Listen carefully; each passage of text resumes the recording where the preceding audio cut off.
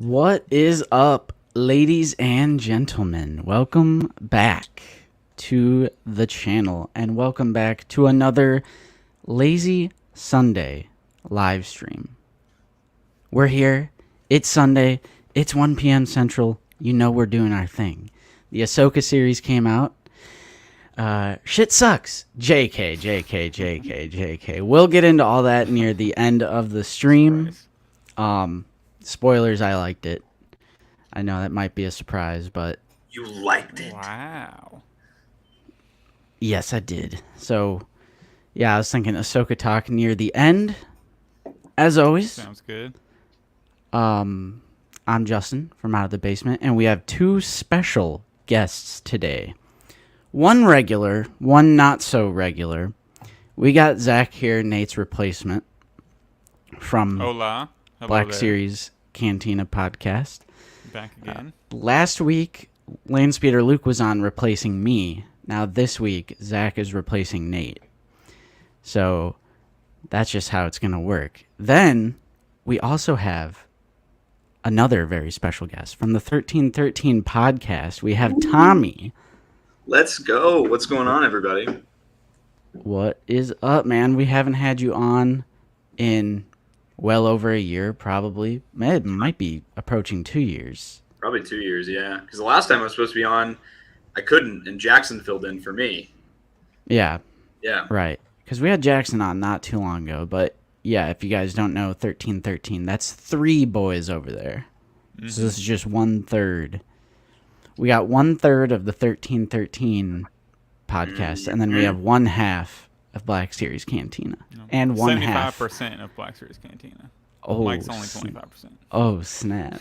Shots fired. Oh, snap. Shots fired. But yeah, we have a little bit of stuff to talk about, Black Series related.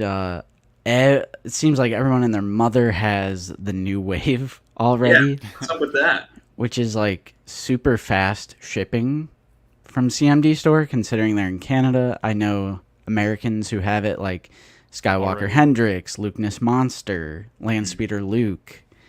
So we have tons of like in-hand shots of the various figures, stuff like that. I bet Hasbro's so pissed.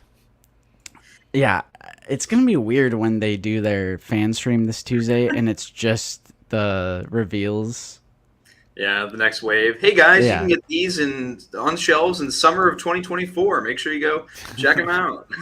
Summer of 2024. Meanwhile, we have reviews of them up on YouTube right now.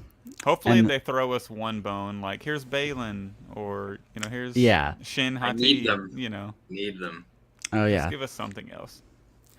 So, yeah, let's start off. As we always do, let's say hello to a few people in the chat. Collector Cody is here, along with Commander Marsh, Thomas, Wayne Duckett across the pond. We got Shoulda Figured. 80s Kid from the 90s is in the house. Got Nighthawk. Sandy Cheeks is going to be golfing. Let's go golfing on this fine Sunday. Hell yeah. Let's go. So good luck with that, and thank you for checking out the replay. We got Gerardo Guerrero Aguilera in here, straight Otogunga, not Obi-Wan. I agree, 100%. What's up, Arthur? Darth Xander, did you get your set, Darth? Because I know you pre-ordered. We got Gyros, or I guess just ordered because they were in stock. You could just buy them from CMD store. What's up, Kobe? Pretty much, yeah. It's like 99% confirmed. It's also a droid from a new media thing, so they like always do whatever droid shows up, like Q90, New Republic security droid, HK, B2 emo in that 2-pack. Ned B, Dark Trooper. It's like I have no doubt. What's up, Fig? Thank you for joining. We got Rob Henry and Riley, Ivan, Mr. Coffee, Gil. I'm a Dubs fan 1. Hello. We got Wilbon in the house, Andy, Infernal Hippo, one of our mods, Star Wars Collector, Yeah, it was fun. It was fun. We shot a lot of footage, so I always kind of prioritize out of the basement, so I just have to find time to record that. We got Lucy in the chat. What up? 602 AZ Dad. Yeah, honestly, the wave overall might be kind of mid, but I agree. What's up, Tom? Skywalker Hendricks, Brett on Fett, Darth Educator, Jeff W. I got your package right here. We will be opening that during recent pickups. 007, Oppo, Wookie Sin, hello, Tom, Benny, hello there, Collectibles, Zooboy, Gabe, Arthur, Justin liked the new media? I did. What's up, Sal? Milmox, Jonathan. We are approaching the 10-minute mark, so I'm sorry to everyone that I didn't get to. What's up, Mark? Risk Llama, there you are. Fugman 4, Commander Cycle, Mr. Jetster, Noah, John 602. All right, I'm calling it there. Lil Hank. All right, gotta say hello to Lil Hank. How Make could a you good not? comment, and then it'll pop up. Yeah, for sure. We already have some channel support from Hunter. Just wanted to say, hey, happy Sunday, and Justin, expect a box coming your way. Ooh. Empty box. Yeah, just the box. I appreciate you, Hunter, kicking off the super chats for today with a $5 donation. Thank you so much. What's up, Elemental? All right. Boys. What's up? How you guys doing? Zach, how are you, man? I am great. Personally, figure-wise, doing great. Black Series Cantina's doing great. We just got a 4th VIP member sign up, which is awesome. So I like the sound of that. The Patreon's going good.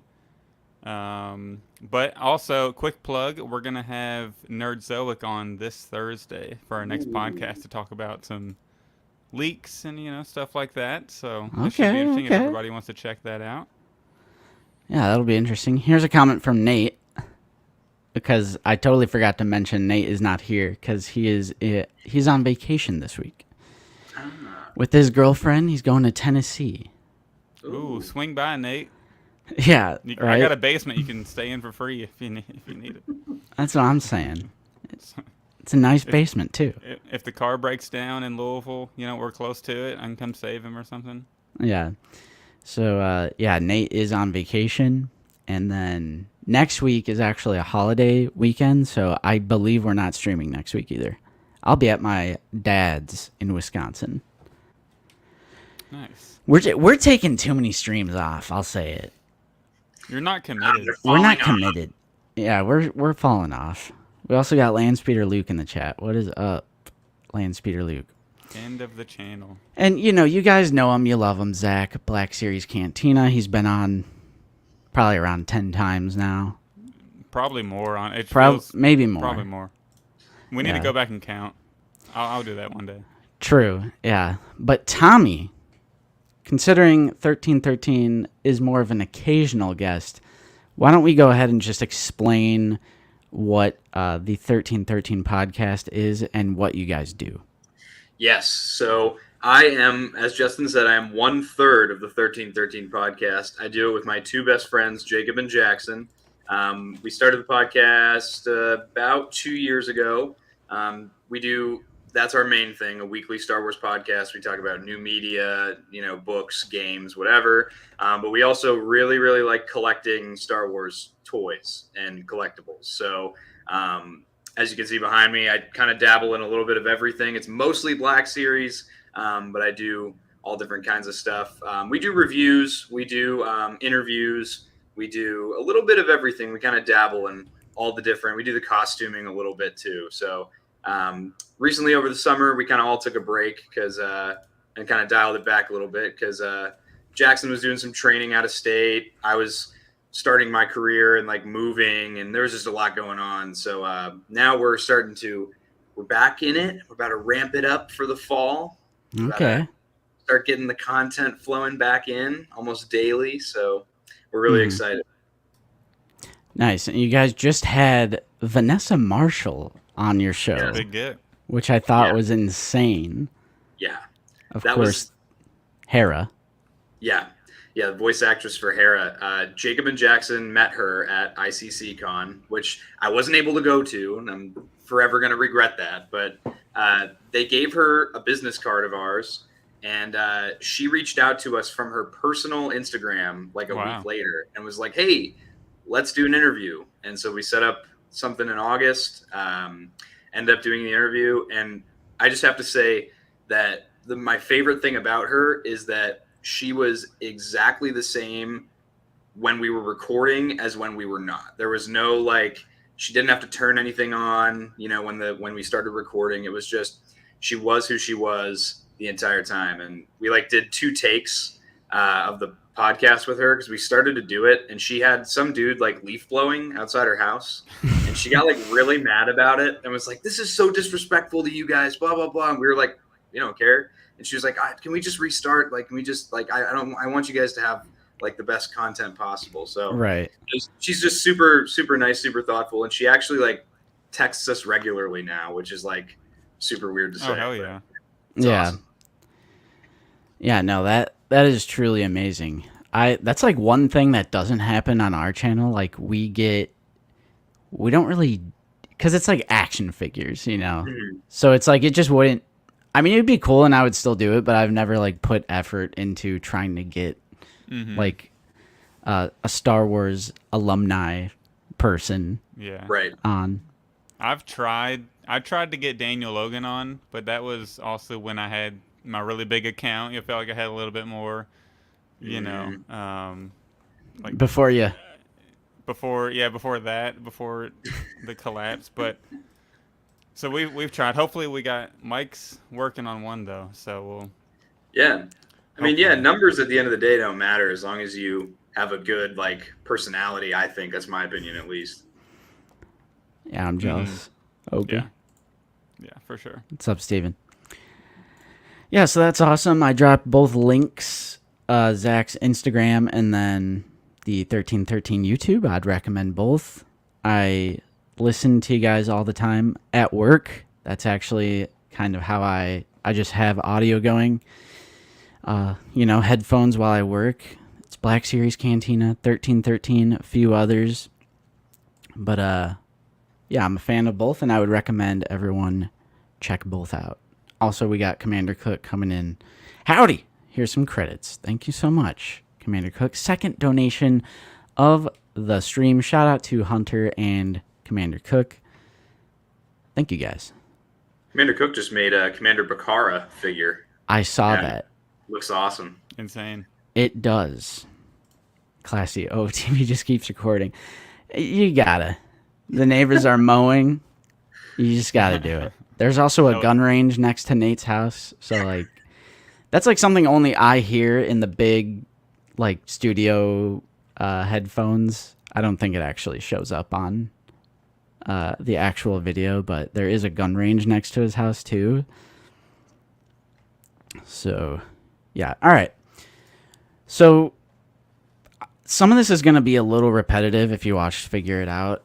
You know that we talked about the new wave. We don't even know the number of the wave. It's so new. Like, you know, when Yak's master list has a bunch of question marks on it. It's just chaos on his website right now. Like, we don't know what the order of anything is. I'm like, Yak, you realize all your all my content comes from you. So I'm relying on you, buddy. We gotta, yeah. So it's still a question mark, but yeah, we did see a leaked from CMD Store, which I have since learned that obviously they were not supposed to do that, and they were asked to take the listing down. Really? So I don't know if the listing is still up even, but everyone who ordered got theirs. They shipped it. Mm-hmm. That's good. So yeah, that was a no-no. A lot of early leaks by stores going on lately. Like, this is like so random and out of nowhere. Usually stores are like, you know, we don't want to leak stuff. Yeah, usually it's pretty tidied up. Mm-hmm. But lately it just seems like it's been open season on, oh, we got something, let's ship it out. Yeah, and then our content, I'm like, yeah, keep doing it. Yeah, keep doing it. For real. It's good for the numbers for sure. Right, because a lot of people like to pretend that we have that responsibility. I'm like, we absolutely do not. It's we're just a YouTube channel. It's like Wild West out here. Yeah, if we see it, we're posting it. You know, that's right. That's kind of how I've built a following, sort of like especially on TikTok. You know, if something leaks and I post it, it blows up. So of course I'm gonna post it. Why wouldn't I? Yeah, because unlike the stores, we don't have a relationship to maintain with Hasbro.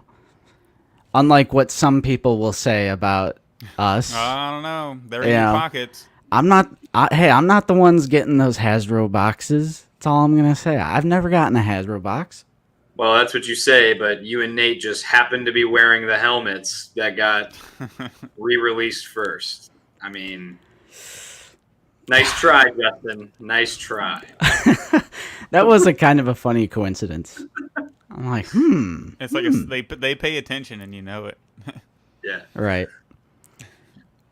Yeah, I agree, Fig. Guys, I don't really want to talk about Ahsoka stuff yet. We're going to save that for the end just in case people haven't seen yet. No offense. Also, real quick about Vanessa Marshall. Yeah. The real Hera, is that right? The real Hera? Yeah. The better Hera? Well, yeah, you guys asked her about that. She pretty much has her blessing, though, you would say. Yeah, well, her biggest thing was that because it's Ewan McGregor's wife playing Hera, it was like, for Vanessa, it was a big thing. She just wanted the person playing Hera to know the character. And we kind of talked about that in the episode, was like, it's awesome when you can just tell that an actor or an actress in Star Wars is a fan before they got the job instead of just an actor that wanted to have the job. And so she was very happy with the pick for Hera's live action appearance in that regard. And yes, true, straight. Although we do have Lukeness in the chat, which Lukeness obviously isn't a shill, so he was almost like a fish out of water. He was like the random one that I didn't expect to see in all the usual lineups, where it's like it's usually like Facebook groups and stuff like that, and websites. Yeah, it's usually people who say, when is this character coming? And then they go, we can't talk about characters that are upcoming. And then the next question is, when is this character coming? Would you ever consider making this character? And then they're like, of course, maybe. We'd consider it. But we can't. We can't. Lukeness, how'd you get on there, honestly? Like, I want to know what you did to get on there. I know you've had Eric on before, so maybe there's like a PR or something or other that you've kept in contact with. Yeah, Eric is like his long distant cousin that we just don't know. Yeah. Related. Oh, they asked you. Whoa. Wow. That is something I was not expecting, honestly. Well, so cool. Hasbro is the one reaching out to people, not the other way around. Interesting. So what is Out of the Basement doing wrong that Hasbro doesn't like? Nate and I have talked about that, and we talked about it in our group chat a little bit. I think it's because we're not afraid to cover leaks, and we're not afraid to cover the more controversial stuff. Like, I get that the joke is like, Out of the Basement loves the Black Series. That's the joke, is we love the line, and we tend to focus more on the positives. But if you actually look at the channel, it's like we're not afraid to cover the more negative or controversial stuff. So and like our thumbnails are parody, and I hope people understand that like the ones with like the nuclear explosions and stuff like that. They're so great. I tried to explain this. Like, it's almost like an inside joke between Nate and myself. It's essentially just like a parody of the big like Fandom Menace type stuff, big, huge clickbait, garbage channels. But then you watch the video, and it's actually a well put together, humble video that isn't outrageous. So I think not afraid to cover the controversy, the negatives, and then maybe the thumbnails they throw them off a little bit. So I honestly couldn't tell you. Because we are champions of the line. We love the line. We support the line. Hasbro is just OOTB despisers, in my opinion. That's just what it's chalked up to. Right. So, Commander Cook, I do not even want to think about that. The price is my sanity. That's what I've had to pay. Because it's like this wall has a bunch of stuff, this wall has a bunch of stuff, I don't even want to think about it. Yeah, right. And Lucas actually had some interesting questions about like how they select the colors for the Galaxy packaging boxes, and one of them, not to get like super tangent and off topic, but I mean it's Black Series, so is it really a tangent? I want to explain something to you guys and the chat. Lucas Monster brought up the fact that modern Black Series articulation is great. You know, modern sculpts, the butterfly joints and everything, deep cut, single hinge, etc. And he asked, are there characters or figures from the early classic waves that they would like to do like updated versions for? You know, something like a Han Solo from A New Hope, like give that a modern Black Series treatment. Yeah, Anakin. And Chris responded, and his response was, yes, we would love to. And he specifically said, there are so many great ones in the early waves that need it. From Darth Maul all the way to X-Wing pilot Luke. And I was like, why are we archiving X-Wing pilot Luke then? For a second time. I was just, it's that kind of corporate answer where it's like, it almost comes off as like, I'm sorry, I don't mean to be rude, but it almost comes off as like disingenuous. So I'm like, how are you going to say X-Wing pilot Luke when you're literally archiving for the second time X-Wing pilot Luke? Yeah, I feel like it might be because aren't they also doing a Darth Vader in that same wave? That same archive wave?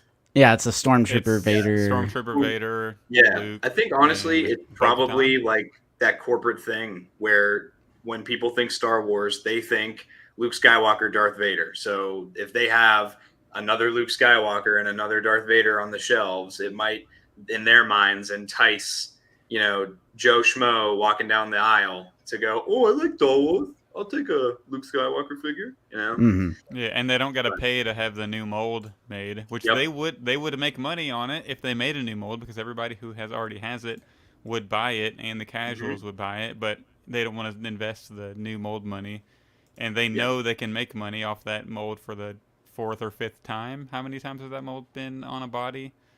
Right. Maybe 6. So they're making like 900% off their money. So. That's right. Bo-Katan was the other one. Yeah. Yeah, I mean, specifically answering with X-Wing pilot Luke when it's literally getting archived, I was like, oh man, like, come on now. Yeah. Throw me a bone. Do something. I kind of feel like he just thought of like the first 2 figures he could think of. Yeah. Like, what if he doesn't even know what the first 2 waves are? Because, like, I agree. X-Wing pilot Luke and Phantom Menace Darth Maul, like, yeah, absolutely. Great candidates for a new sculpt. Mm-hmm. Yeah, but, all right, so we had the new wave, one of the new waves, get leaked. So we're actually going to jump on over to Zach's Instagram. This is the Black Series Cantina Instagram page.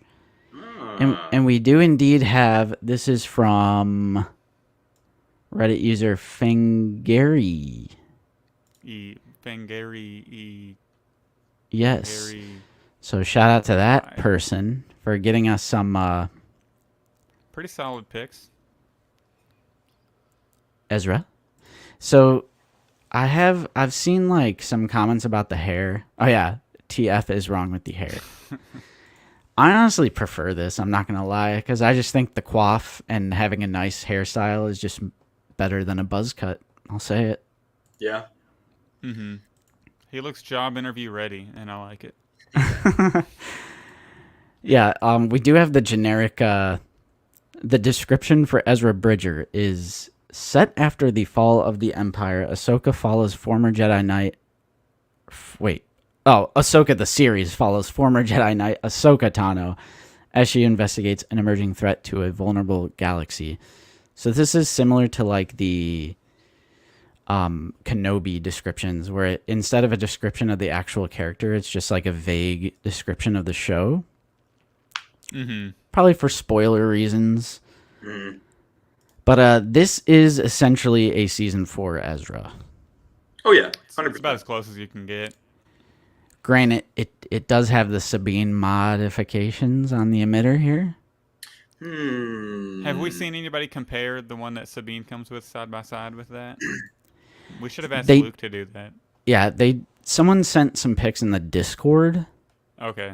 So I don't have them at the ready. But I believe they are the exact same hilt. So like Sabine's is accurate, but this one is technically not accurate because she modified the hilt. Because we could see like Ezra Bridger.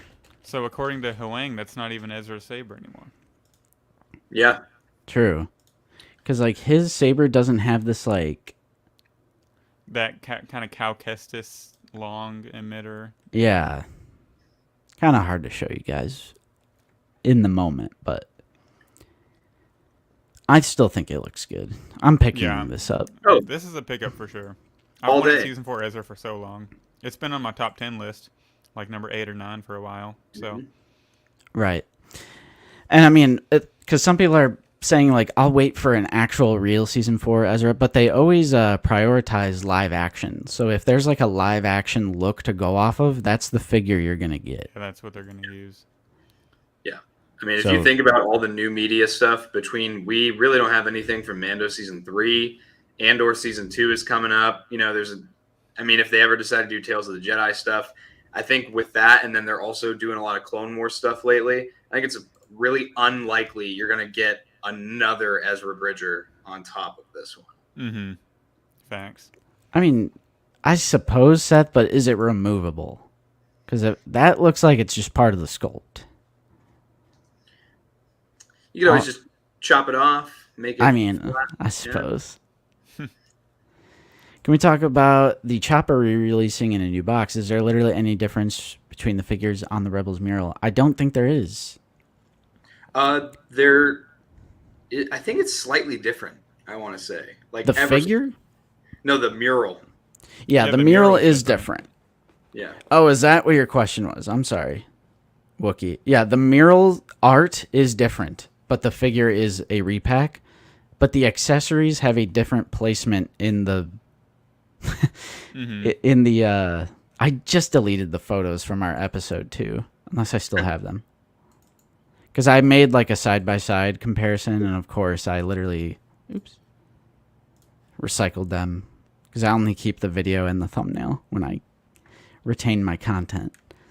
But yes, the mural is different. Maybe Yak. Gosh. Come on, Yak. Oh, yeah. So, this Ezra, or this Chopper... Oh, let me zoom, man. Let me zoom. Oh, no spoilers! I already freaking spoiled it all. All right. No, not Obi-Wan is about to have a field day with that. That's my second time spoiling a video we've been working on. You bastard. Wow. All right. You know what? Yes, the Chopper the Chopper figure is the same, but the mural is different. And then the accessories have a different placement in the plastic bubble. I have no idea. Yeah, you bastard. You're the only one who had noticed that type of stuff. Because every week he asks for a hint on the next banger. And you just saw all of Fig Fury's photography. Amazing. I couldn't tell you. I could grab it, or Zach could grab it. I got him right here. A wash on what? His face? Or like, is there a wash on anything? Like There might be on the orange jumpsuit. Maybe. It's not really bright, but I don't really think there's a wash on it because the crevices aren't really colored. Like, you see what I mean? Like, it's just a dark orange color. I don't really think there's a wash at all. No, I wouldn't say there is either. Because if there was a wash, all the wrinkles and stuff would have like a sort of a black line in it and be a little darker. But it's pretty much the same. I agree with what you're getting at though, because this does look brighter. Like, it definitely is a more vibrant orange. Yeah. Yeah, this is a dull dark orange. Yeah. It's a really nice color. I still think it looks good. And again, like season 4 Ezra, this is like as close as you're going to get. So that's a pickup all day. Yeah, that's an easy pickup for sure. I hate standing this figure up. I don't know about you guys, but like, it's such a pain in the ass. The articulation on the original Ezra is so bad. I haven't noticed an issue with mine. I just feel like I probably posed it one time and then set it there and never touched it again. So the ankles. Yeah. Yeah, the ankles are really stiff on mine. Right. We also have some out-of-hand shots by Kirby_Brock25, who's a VIP member of Black Series Cantina. So we have some photography here of Morgan Elsbeth. I actually I think the figure looks fine, but where do you guys fall on the no accessory thing? This is borderline wild. Like, this is pushing me not to pick it up. Like, this is going to be a $14.99er, at Target online or Amazon. The first website to put it for like $15.99 right is where I'll buy it, because I feel like the lack of like a staff, or she could have come with a couple things from the first episode that have been were probably in the trailer. It's just really wild, the lack of accessories on this one. But visually, it looks great. Like, the wardrobe I think is fabulous. The likeness looks fantastic to me. The paint on it looks great. It's just wild to justify. I see you with the like there. I appreciate it. It's just wild to justify like no accessories on this one. I mean, for me, it's like I have so many action figures that have so many extra accessories that are sitting in boxes in the closet right now. You know, the one thing with her specifically, though, is they already made a Beskar spear. So I don't see why you couldn't have just included the Beskar spear. Right. So then if I wanted to put her with Mando Season 2, I could do that. But she's a much more prominent character in Ahsoka. And so far, she hasn't held anything except for the star map. And I feel like they didn't have that when they were designing the figures. So I'll probably pick it up. Just depends on. But I mean, I'm going to pick up other figures in this wave as a priority before this one. Yeah, I kind of agree with Fig. I'm actually enjoying her character so far in both episodes. So like, I'm still kind of on the fence about this, because it's also just, it is a traffic cone, just like the Mon Mothma. Yeah. That was released in the Andor line. I never picked up Mon. Yeah, I still haven't yet. I have it. It stands. That's all it does. Yeah. What do you think of the Arthurian link? Yeah, we'll get to that. We'll get to all that for sure later. But yeah, I think the likeness looks good. Definitely. The likeness paint is good. But I just don't know. Don't know. Like, paying the same price for that versus paying like the same price for other figures that come with more. I feel like they could have threw in something. Yeah. But that's the problem with Black Series, is we rarely get alt hands. Like, she could at least come with alt hands with, a little bit of magic off of them or whatever. But it is what it is. Right. So we also have an out-of-hand shot of HK-87 Assassin. And right off the bat, I'm going to say 2 red. And it's missing a lot of details that the other one had, specifically in this head. Yeah, there's no paint on the visor, is there? Right. I'm pretty sure this is just red plastic. Womp womp. Which sucks because I like the design. I'd love to have it, and we can shoot over to just real quick. Oh yeah, more proof that this flame effect is the same flame effect. It's not different. Yeah. But I swear Luke was that on his story? Luke did a really good video showing this. So Oh, he did a video. He did a review. He might have it on his story too, though. I'm not 100% sure. I know he repainted it, and it looks excellent after his repaint. And here we go. So like we needed that black detail, and the red on the figure. Yeah, here's the side by side. That's perfect. I mean, that is just sick.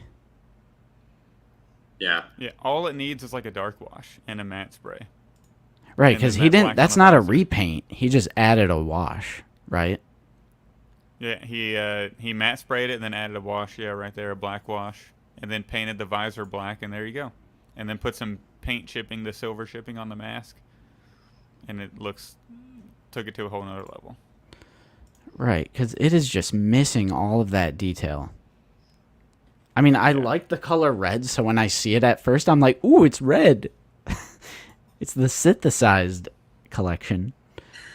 But yeah, I don't know how I'm feeling about Morgan and HK. I already have Chopper. I already have Ahsoka. So I think, like, honestly, Ezra and Sabine may just be my two pickups. Yeah, the thing about HK also is, like, it is a repack. And needs the fact spear that or the staff. He needs the spear, the staff, and then like the fact that the lack of paint on the visor, they couldn't just put the black on the visor in a wave.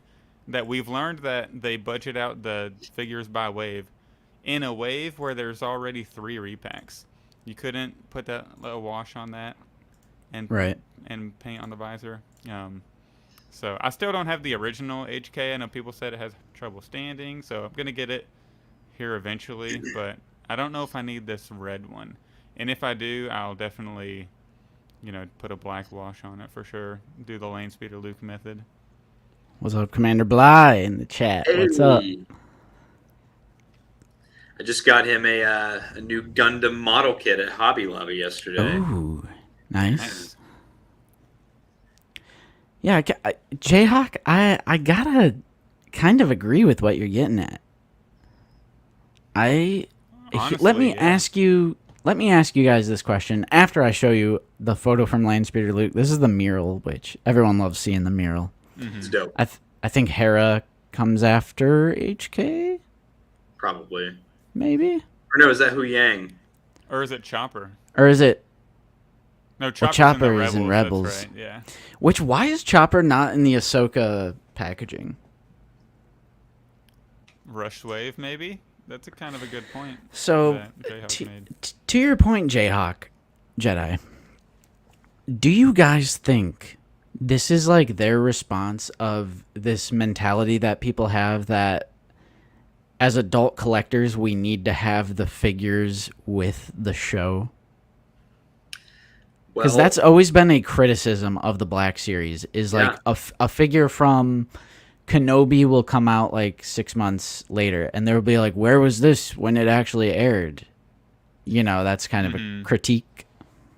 I mean, for me, I honestly, I don't care. I mean, I know that was all the sentiment we all had was, I wish, like with Book of Boba Fett, we're just now getting like all the Book of Boba Fett figures. Curse Anakin's not even here yet. The difference is, though, the newer ones, like I have the Cad Bane, the new Luke, and the Grogu pack, those are like amazing action figures. And messing around with those and putting those on my shelf, and I think about how that would be if it was just rushed and put out right when the show came out. They would have had so much less quality, in my opinion, put into them. And those figures are awesome. So me personally, I kind of don't have that opinion anymore that I wish they would come out right when the show came out. I don't mind waiting if it means I'm going to get a better figure. Mm-hmm. I completely agree. Personally, I don't understand the mentality of needing the figures with the show.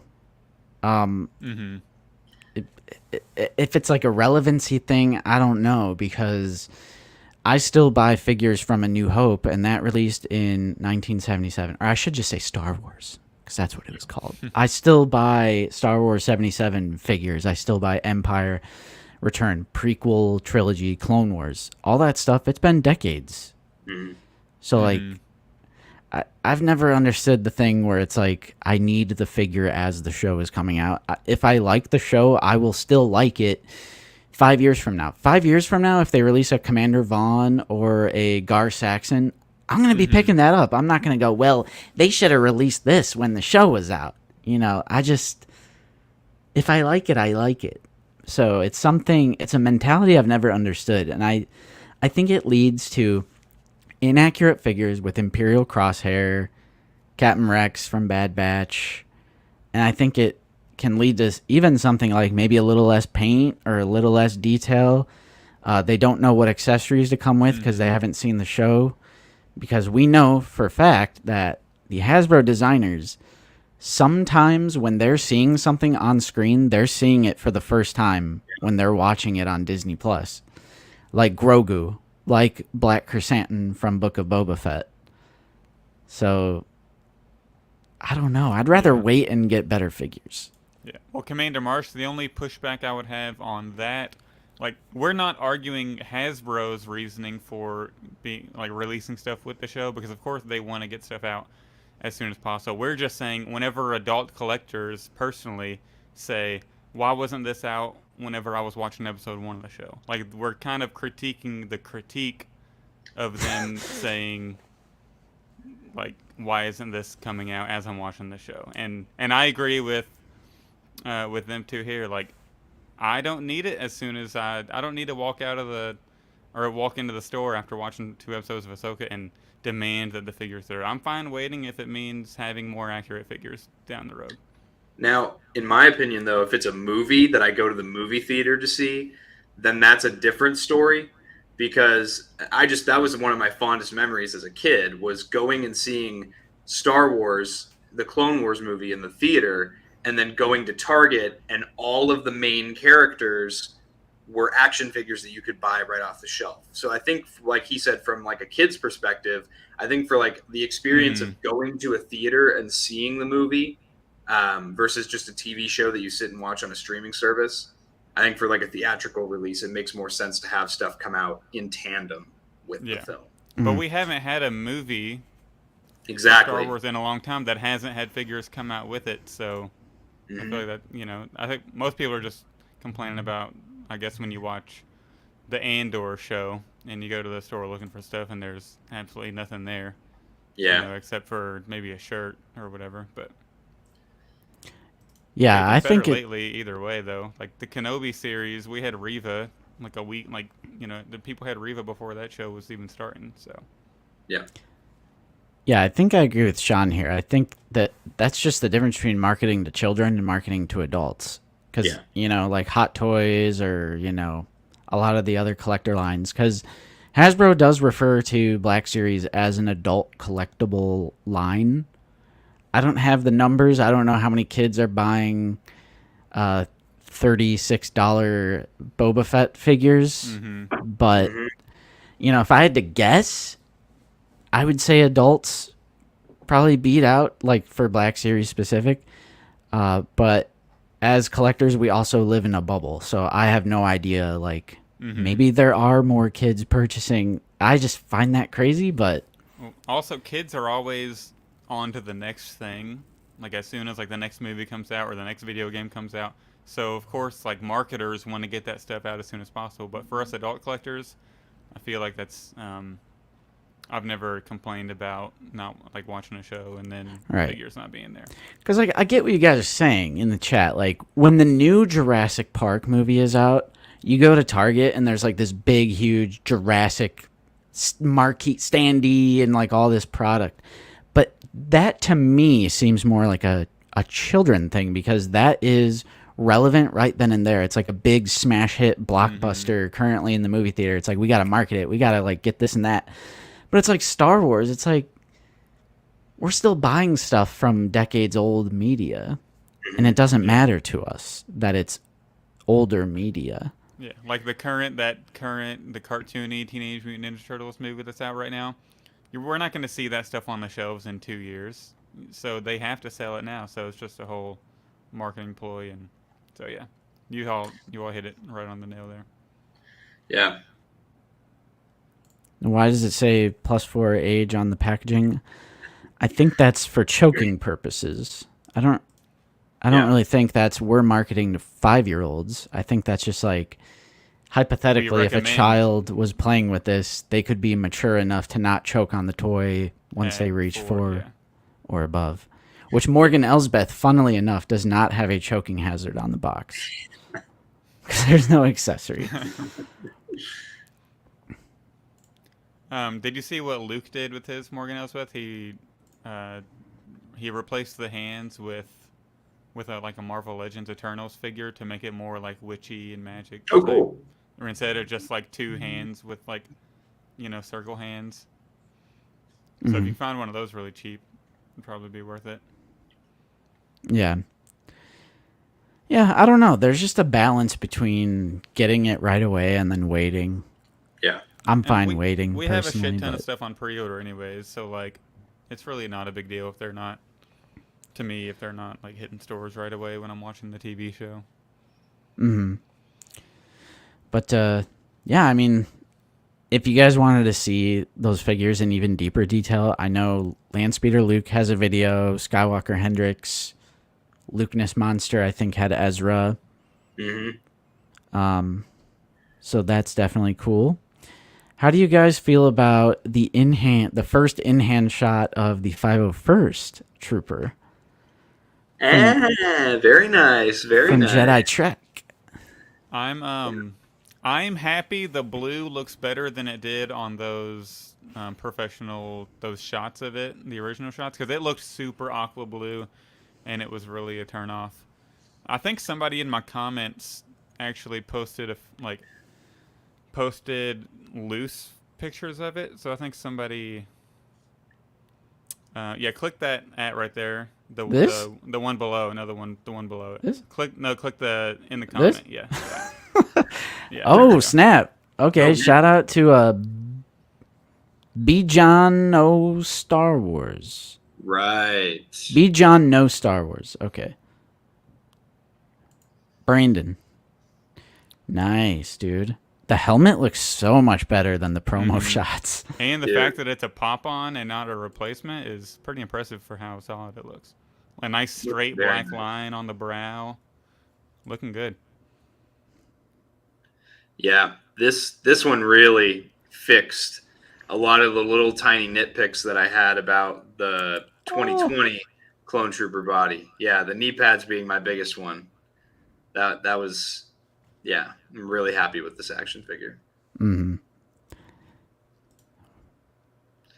Yeah, I'm down. I'm most excited about the color. I was like, I just don't want it to not fit in with all the other 501st that we have. Yeah. Right. I can't wait to get a few of these because these, like the theatrical ones, the Order 66 pack ones, they just don't look right with the Clone Wars stuff. Because the helmet, the torso, the shoulder pad, like everything is so different. Mainly the helmet. So it'll be so nice to get a 501st Army builder that's like in line with those. Yeah. Even though this is right. Well, you have those for your Anakin Revenge of the Sith diorama. Yeah, the Jedi Temple March, which will be a separate display, so they won't be next to them all. Yeah, that's a complaint that I had about this same Obi-Wan Kenobi 501st for the Hot Toys line. They did the shade of blue accurate to the show, but it doesn't match any of the other 501st Hot Toys that are out. So I've been like on the fence about getting it because it's like, well, do I get it and then like review it so I can show off the color match or lack thereof, or because it just, I don't know, with all the other 501st figures, it'll stick out like a sore thumb. So I'm glad that this one seems like it'll fit in really nicely with the other 501st. Yeah, for sure. Yeah, Skywalker. Nice. Ooh, dang. Skywalker always has the plug somewhere. He does. Skywalker Hendrix has the Starkiller review out already. Yeah. Yeah. It's like Landspear Luke had it like 2 months ago. Yeah. I'm like, they got the plug, they got the They hookups. live in the future. It's a Target exclusive here in the U.S. But, Caleb, I saw you saying this. I do think we have a shot because Target is actually pretty good, in my experience at least, getting their exclusives. They've been doing okay. Except for when they cancel your pre-orders. They did that to poor Jackson. Like I have never, ever, ever pre-ordered a Target exclusive from Target. I have always somehow, some way found it in store. Mm-hmm. Sweet. Yeah, and they did paint the bag. That's sick. Yeah, I think Right. the only concern I would have with this one and then the Vader with the broken mask is I feel like everybody's gonna buy 2 of these, and then the Vader I feel like it's gonna be so in demand that I feel like you're gonna want to get them quick. I feel like they're gonna. If be they can hot just stock commodities. these like they stocked the carbonized Shore Trooper, Right. please. That's Well, not going to also- happen. I feel like even if they stock it like the carbonized Shore Trooper, people are gonna buy 10 of them. Yeah. Yeah. It does suck that clones always have to be exclusive. It's like I get why, because they're literally repaints with nothing different about them, but at the same time they're just so hot, fire, in demand that it just sucks. Because Yeah. they're not in the same vein as carbonized or credit collection or something like that. They're actually useful. This is something completely different. Yeah, that's why they need to do your Legion line that you've been pitching for. Years I now. swear, hey, Lukeness pitched it to Eric during his Q&A. So, I mean, we still haven't seen it. Yeah, But shout out to Lukeness for being on that Q&A. Though, whenever he asked about the color, like the packaging, if I were sitting in there, I would have took that as an opportunity and been like, yeah, why didn't you make Attack of the Clones white? Why is every bleeping show blue? Come on, we got to get some. every show is a different shade of blue. The new Ahsoka is a different shade of blue. Yeah. Kenobi, different shade of blue. Empire Strikes Back, blue. Too much blue. Mm-hmm. Way too much blue. Rise And then too much Skywalker, blue. orangish brownish. It's like Mando, Phantom Menace. Like, A New Hope. yeah, is orange. Yeah. Which it makes sense for A New Hope to be blue. I just feel like that's always what I've associated that movie with. Gaming Greats, blue, yeah, Wookiee. I just feel like Oh, dude, show Ahsoka could've been white. Commander. I don't know if that's easy for you. It's probably not easy to actually show it on the stream. So maybe yeah, don't. I got it right here. Oh, snap. Here, check Well, this out. No, I thought I did. Oh, Hang on. man. What? Actually, it's not put together, so sorry. I think it's on my Instagram, but so people can go there and look at it. I don't have it on display. It's like, so look at this. This I'm on is your my- Instagram. This is my trying to set find it. laying on the ground. Oh my god. Like, That looks like after Obi-Wan and Yoda got through them all, they're just all dead. with the SHF Anakin all messed up, it looks better when I actually pull the hood down. There we go. So, Very cool. like, it's not on display because I'm waiting on a shelf. But Okay, where actually is it? there- Oh, right here there, it is. There you go. Check that out, Commander Bly. It's a very simple print, too. Yeah, this was actually before it was done because I actually printed the brown pillars that go up. So I might have posted a picture afterwards, but I'm not 100% sure. And this did have the Jedi Temple March music playing over it, so to make Yeah. it even cooler. Thankfully, that's not playing on the stream right now. So I can get, Copyright. yeah. Like Republic Commando. They literally claimed that entire stream. Yeah. I'm never Dude. going to let that down. I every now and again, so at the end of our podcasts, so Jacob and Jackson and I all did choir together in high school for like 2 years. So like Oh yeah. we'll do like one take only mediocre versions of us singing like the Star Wars theme songs. Oh, yeah. And we have one from The Mandalorian. And one time, because we have it like very faintly playing in the background, and you can't hear it almost at all. And it got copyrighted on one of our episodes. I got a copyright notice on one of them. They're like, "Oh, well, you put the Mandalorian theme in your episode." And I was like, "Dude, you can't even hear it. It's us singing. It's Right. crazy." That's literally YouTube's whole system with that is ridiculous. Like, that is all fair use. I was playing a video game, and I was offering live commentary over the video game. That costs $10 on Steam. Everyone can go play it now. I probably inspired at least one person to go out and buy it. That's free marketing. Yeah. Calm yourself down. Come on, Lucasfilm. Or Disney, or whoever is in charge of that bullcrap. Greedy Kathleen Kennedy Disney. Yeah, it was probably Kathleen. She personally claimed it. Oh, you know what? I forgot to hit the news thing. Damn it. You guys. You guys got to remind me in the chat. What are you doing? Just kidding. He's looking forward to his week off. Yeah, so this is our last bit of news here.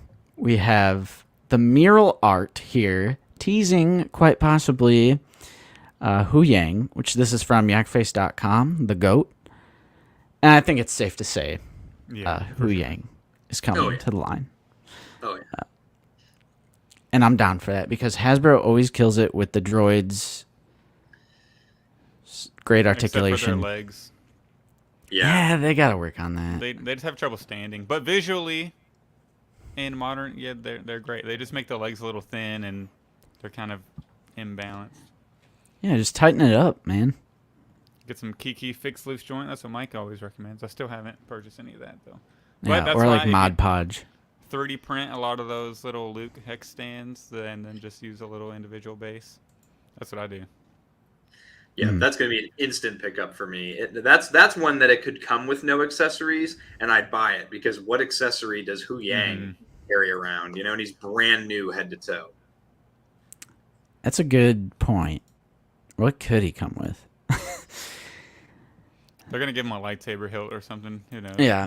Huyang is from one of my favorite episodes of the Clone Wars, one of my favorite arcs, which is The Gathering, which is the youngling getting their lightsaber crystals.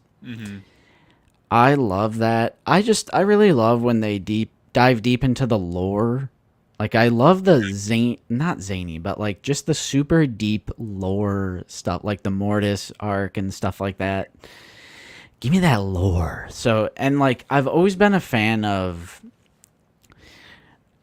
Emperor Palpatine and Yoda. That's like a critique that they shouldn't have lightsabers because in the OT they didn't, and it's like they're so powerful they don't need it. But I like the explanation of like, I've always been like, that's like, it's like how they harness their energy. It's like an extension of their body. Yeah. Kind of like they say something similar in the military about like their rifles. I'm like, that's kind of how I think about Jedi with their lightsaber. It like harnesses their energy and it's like an extension of their body. Yeah, like I get they wouldn't necessarily need one, but at the same time, why wouldn't they have one? You know, just casually pop out a lightsaber. Of course it makes sense. If Yoda's been a Jedi for, 750 years, 900 years, like, why wouldn't he still have his lightsaber? Just kind of, maybe he doesn't need it, but he kind of casually pulls it out when he needs it. You know, you never know what's going on. Yeah, light a cigarette with it, Why not? Exactly. Yeah. Yeah, so Light up a dark hallway. Yeah. Great, unique looking droid. Totally down for it. Doesn't surprise me in the slightest because he's a droid from a new media show, so that means they're going to make it. That is where the new tooling budget goes. Gaming figures like Malgus and Malik, and then droids from the new shows. And we do have Hybrid here. Oh, boy. There we go. Just hanging out with Hybrid yesterday. Nice. The King of Ohio is here. Yes. If you're the King of Ohio, what does that make me? Because I'm your next door neighbor, Hybrid, over in Indiana. Too, sort of. True. I'm like a basement, like to the side. Kentucky. Yeah. All right. So that was pretty much. Oh, Steven, thank you. This was like an hour ago, and I didn't mention it. Oh, thank you. Thank you, Steven. I didn't see this. So thank you for the channel support. I appreciate it. I'm going to send you an Apple Pay request now. A feudal lord. Okay, apparently someone has some cool shots on Discord. That is a good idea, Mr. Coffee. Literally ping me and I can bring it up. Because I never really use the Discord while I'm streaming because I don't have time to like dig through everything. However, I do have to sign in. Do you all display this Ezra with the helmet on ever? No. Yeah, I don't either, actually. I kind of like the head sculpt. Yeah, the head sculpt's not bad. I've never really put it on him until just now. But yeah, it looks pretty sweet. Okay. Let me show you guys the Discord. Join that Discord, by the way. You better. Join the Discord. Is Clone Wars new media? I would say no. That's what I mean by new media is Disney Plus era content. So like Bad Batch, The Mandalorian, Book of Boba Fett, Kenobi, Jedi. Tales of the Jedi, Visions. And obviously that is like their priority in the line. Although Season 7 Clone Wars could definitely count. So Anthony 501st does have some quick comparison shots. Oh, what are sweet. these? What's the middle one? Is that the new one? What's the one on the left? The middle one's the new one. The left is an AliExpress. Yeah. That's what I'm thinking. And then the middle is the new one for sure. Okay. I mean, it's clear to me which one looks the coolest out of the three. I had to change the source on that. Let's just go entire screen. There we go. Yeah. Like the one on the left is still definitely passable, but the one in the middle just it's Hasbro did a good job. They took it to the next level here. Yeah, they totally fixed the shoulder pads because they needed to be larger. The torso's a little bit bulkier. The knee pad thing. Mm-hmm. Although I gotta say, put some respect on the animated or on the theatrical. Yeah. I think I'll always at least say visually they are like some of the best. Mm-hmm. Yeah, visually they're definitely the best and like the most accurate, but it's nice to have some updated articulation and I get like the helmet wouldn't necessarily work for a pop-on, pop-off, so. Well, I guess blue is a little lighter, isn't it? Yeah, I was going to say, we do have slightly different blues here. It's not darker. terrible, though. Not as bad as it seems. Yeah. But what were they watching? Blue is also really dark. Yeah, what other server are they in? Here, we got Out of the Basement. Who's that and that? I don't know. All right. I'm still down. I'm down for at least 2. Yeah. I got the 2 on pre-order, so. Mm-hmm. All right, so now that is pretty much all the Black Series stuff. Not that much, just a little bit of out-of-hand type stuff going on. And like I said, there's reviews of the whole new wave. And come this Tuesday at Hasbro Pulse Fan Stream, they're going to reveal those figures and act like it's brand new information. I'm calling it now. You think they got the live chat turned off for that? That would be kind of funny. I mean, they're kind of champions though. They power through it. There is a Hasbro team that shuts them off. It's not Marvel, is it? Somebody out there shuts them off. I don't know. Wilbon, thank you so much. $10 donation. Thank you for the support. Hey guys, good to see Zach once again on the Lazy Sunday stream. Congrats on getting big nerdy on the pod, Zach. I'll definitely be looking forward to that show. I will be looking forward to that show as well, Zach. It'll be a good one, I think. We'll ask him some cues. Mm-hmm. Yeah, we had him on the podcast like a long time ago, like a year and a half ago, I want to say, and he was pretty cool when we had him on the show. Mm-hmm. Yeah, we definitely wanted to get him on, especially after he did the big leak, and we want to learn some more insight into that. So I feel like it was a good time to bring him on. So. Mm-hmm. Yep, everyone acts surprised. You answered in comments last week, but maybe talk about if the comic line is ever coming back, or is it dead? That's a good point. I totally forgot about the publishing line. I don't think it's dead. I just feel like they're doing a lot right now for like the Clone Wars beat and then the new shows. But it wasn't too long ago where we got Mike, right? Sergeant Mike, or was it Creel? Whichever one was most recent. It was Mike. Mike. Yeah, so it hasn't been that long. So. Well, there was that canceled one because the The wave was only 3 figures when they're usually 4. That's true. And for some reason they canceled Ren. Which I've said this before on the stream, so it's fine for me to say this, but it was a great looking figure. Ren. I did see it, and it was great. Can confirm. I'm kind of sad that it didn't come out because it does look good. I don't know the explanation though. I hope it's not dead. All right, why don't we switch to recent pickups before we get into the Ahsoka show? And then Let's do it. Before we do that, I need to refill my cup. I don't know what it is, but every time I host, I get so thirsty. Like, I don't know how Nate... Right, exactly. I don't know how Nate doesn't get, like, super thirsty. My mouth is so dry right now. I'm not used to hosting.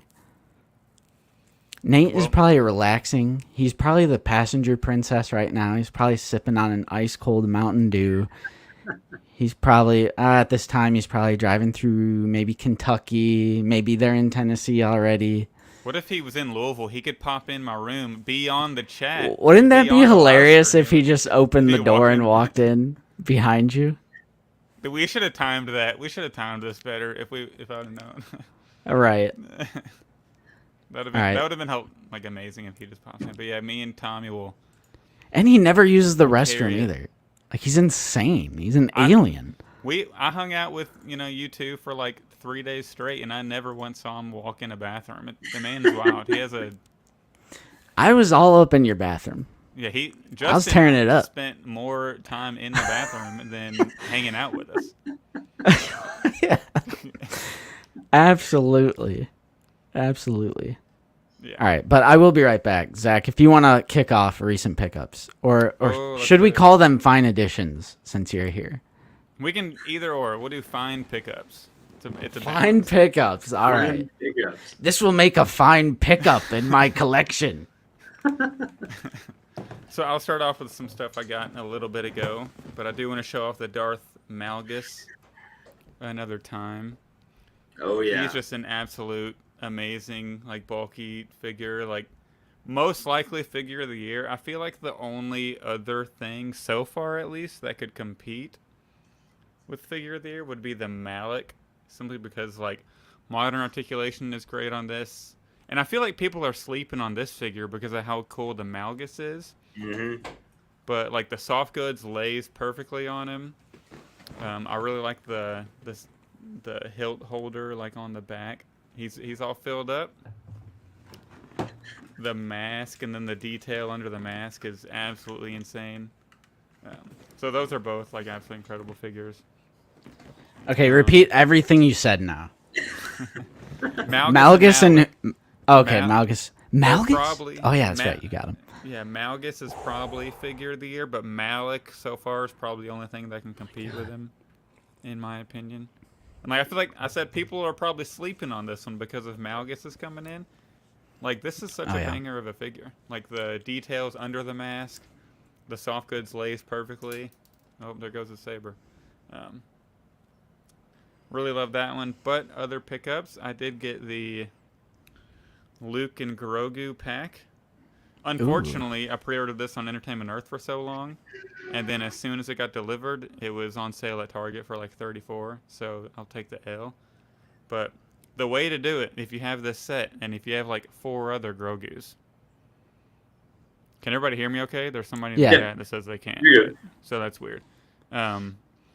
Do this on your Grogu, and then just grab one of your extra ones and put them in the backpack. So you got both. Hey. I'll turn you up a little bit. Maybe someone's having an issue. I don't know. Okay, perfect. And then I also did get the new Cad Bane in the 2-pack, which is pretty sick. And I did get the new Cobb Vanth as well because of the 2-pack, but he's currently in a box waiting to be shipped out, waiting for somebody to buy him online. So somebody goes, please buy him online for like 20 free shipping if you want it. Just let me know. Trying to get rid of it before the 2-pack goes on sale for $25 shipped from Target. How do you feel about the no thigh swivel? It's fine. Like I feel like on the Malgus also, like I feel like the no thigh swivel is perfectly fine. Like you get all the range that you need, in my opinion, and it looks better. So, especially on Malgus, like look at this. You can still like twist it good, and like even for like a figure like this, you're not necessarily gonna put him in like the most, thrilling of poses. So Yeah, because we got a comment the other day that was just like, his articulation is horrible. I was like, it's not horrible. yeah, I It's kind of pretty like the good. new. It visually looks great, and I kind of like the new hips they're doing. There you go. Risk Llama says he'll take them. Hey, yeah, Shoot me a DM me DM. on Instagram, and then we can work something out. So, but yeah, this is great. Blast effects is cool. The face is amazing. So, really, a There's big like fan. 6 of those at my local Target. I just went yesterday because I don't think they've sold one, and I'm like trying to get that on clearance. Yeah, and I know like the same for like this Luke and Grogu pack. Like online, it was 34. It was like on clearance already, and then I went to my Target and there's like 6 there. So I know they're gonna be on clearance pretty soon. And then just like with I got like 2 Dark Troopers at Oh my yeah. Walmart for $15 each, which was just absolutely absurd.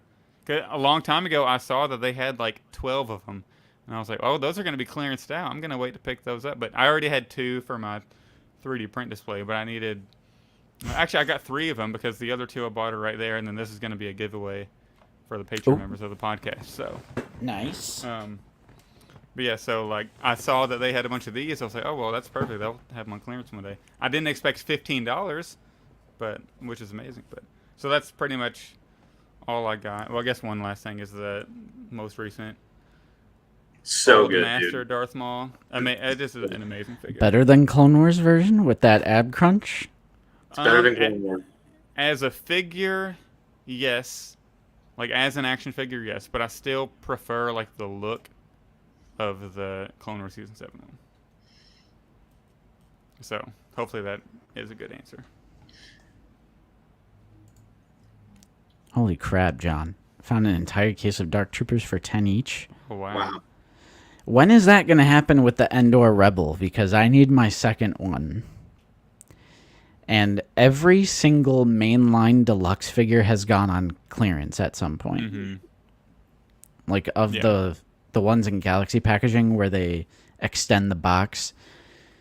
Not the exclusives, but every single mainline one has gone on sale. So I'm just waiting for that to happen Yeah. to the Endor Rebel so I can pick up another It'll one. happen. It'll happen. Yep. All right, Tommy. All right. I actually have quite a few things. I just did a All live right. stream last night on the channel, did a mail Nice. call stream. So I picked up some stuff from Amazon. First, I found this. This is $15 on Amazon right now, and I usually don't do Legos, Sick. but had I to do pick have that. $15. How could I not? You know. So I'm gonna do probably a little live stream and build that, and then I got to share with you my crack. My current addiction is the Jazzwares Micro Galaxy Squadron. Okay, Oh, I snap. cannot get enough of the Jazzwares Micro Galaxy Squadron. So I got the ATST from Return of the Jedi. Oh. Does that have some like green It looks like it weathering or does. something? It's got a little bit of weathering on it. I wouldn't say green, but some very heavy like dirt weathering on it. It's very nice. I think the camera's giving it kind of a green tint because I see it Yeah. too. Yeah. Dude, check out the articulation on the legs, though. So it's got this joint here, it's got this joint here, and the toes move as well. Are you kidding me? Are you kidding me right now? It's amazing. I love it. By the way, And I thank you, got- Hybrid. I got this Yoda's Jedi Starfighter. And again, look how tiny it is, dude. Yeah, I saw that at Target yesterday amazing. too, as well as the pack with like Anakin and Obi's interceptors with the Mhm. Yeah. the vulture droids. Yeah, and then I picked up a First Order TIE Fighter as well. Just super, super cool. Nice. And I picked up a couple blind boxes. Those have I got one. I got Bad Batch Hunter with a custom Bad Batch ATRT. Oh, nice. It's pretty sick. And then Ooh. the other one, this is actually a rare variant for some reason. It's just a snow trooper with a white snow speeder. So Nice. that was cool. And then I'm telling you though, like this line, let's see if I can show you my collection here without destroying my desk. But I'm like addicted to Micro Galaxy because the pricing is just so inexpensive on it. And like there's all my stuff right over there. Oh, So I nice. got all 6 of the gunships. I got the AT-AT, the Imperial shuttle. Like it's like, dude, I'm telling you, if you want something like to supplement a collection, it just scratches that itch for me when it comes to the ships. Because with action figures, I don't have the space for stuff like that. But I'm telling you, man, those things are cool. And then yesterday, I went out and got some goodies at Hobby Lobby with Hybrid. And yes, the speeder bikes can be loaded into the AT-AT, which is super cool. You can actually put 4 speeder bikes in the Micro Galaxy AT-AT, which is ridiculous. Dang. And so I got some model kits. I have a couple of the Bondi model kits, but they were doing a 40% off sale on all their model kits. So I got the AT-M6 from Last Jedi for like $7. It's like a little miniature one. And then I got this little 2-pack of Darth Vader's TIE or another TIE fighter. Sick. Miniatures. And then something that a lot of people don't know about me is I'm a closeted Transformers fan, and I don't talk about it very often. Whoa. But I'm not a Michael Bay movies. I don't like the designs of those Transformers. I'm definitely very much like a G1 purist when it comes to Transformers. Okay. I really like the Bumblebee movie because of the designs of the Generation 1 style Transformers. And I found this model kit, and I could not resist getting it. It's this G1 Optimus Prime model Nice. kit. Dude, I could not. I saw it, and I called my dad, and I was like, yeah, tell me I shouldn't buy this. And he was like, don't buy it. And I was like, well, it's going to end up in my hands when I walk out of this store anyway. It's, Of course. Dude, That's I can't cool. wait for this. It's going to be awesome. But yeah, Transformers is dope. I love Transformers. Infernal. Yes, the guy from Fortnite. I'm from Fortnite. Oh, God. What's up, Oppo? But yeah, I think. Oh, and then I got some Mission Fleet stuff at Ollie's. So they were selling Mission Fleet stuff for $5 each. So I got the Ahsoka's Jedi Starfighter. Ooh. How cool Nice. I would just hang it up on the wall like this. That so is sick. Yeah, and it's got little astromech droid. Ahsoka's neat too. You get both her sabers. It's like her season 3. Hey, look at that. Appearance. So these are going to be stuff that just kind of go on my desk. I don't collect Mission Fleet really anymore because of Micro Galaxy Squadron. But I got that one, and then I also got the X-Wing from Mando Season 2, the Luke Skywalker's X-Wing.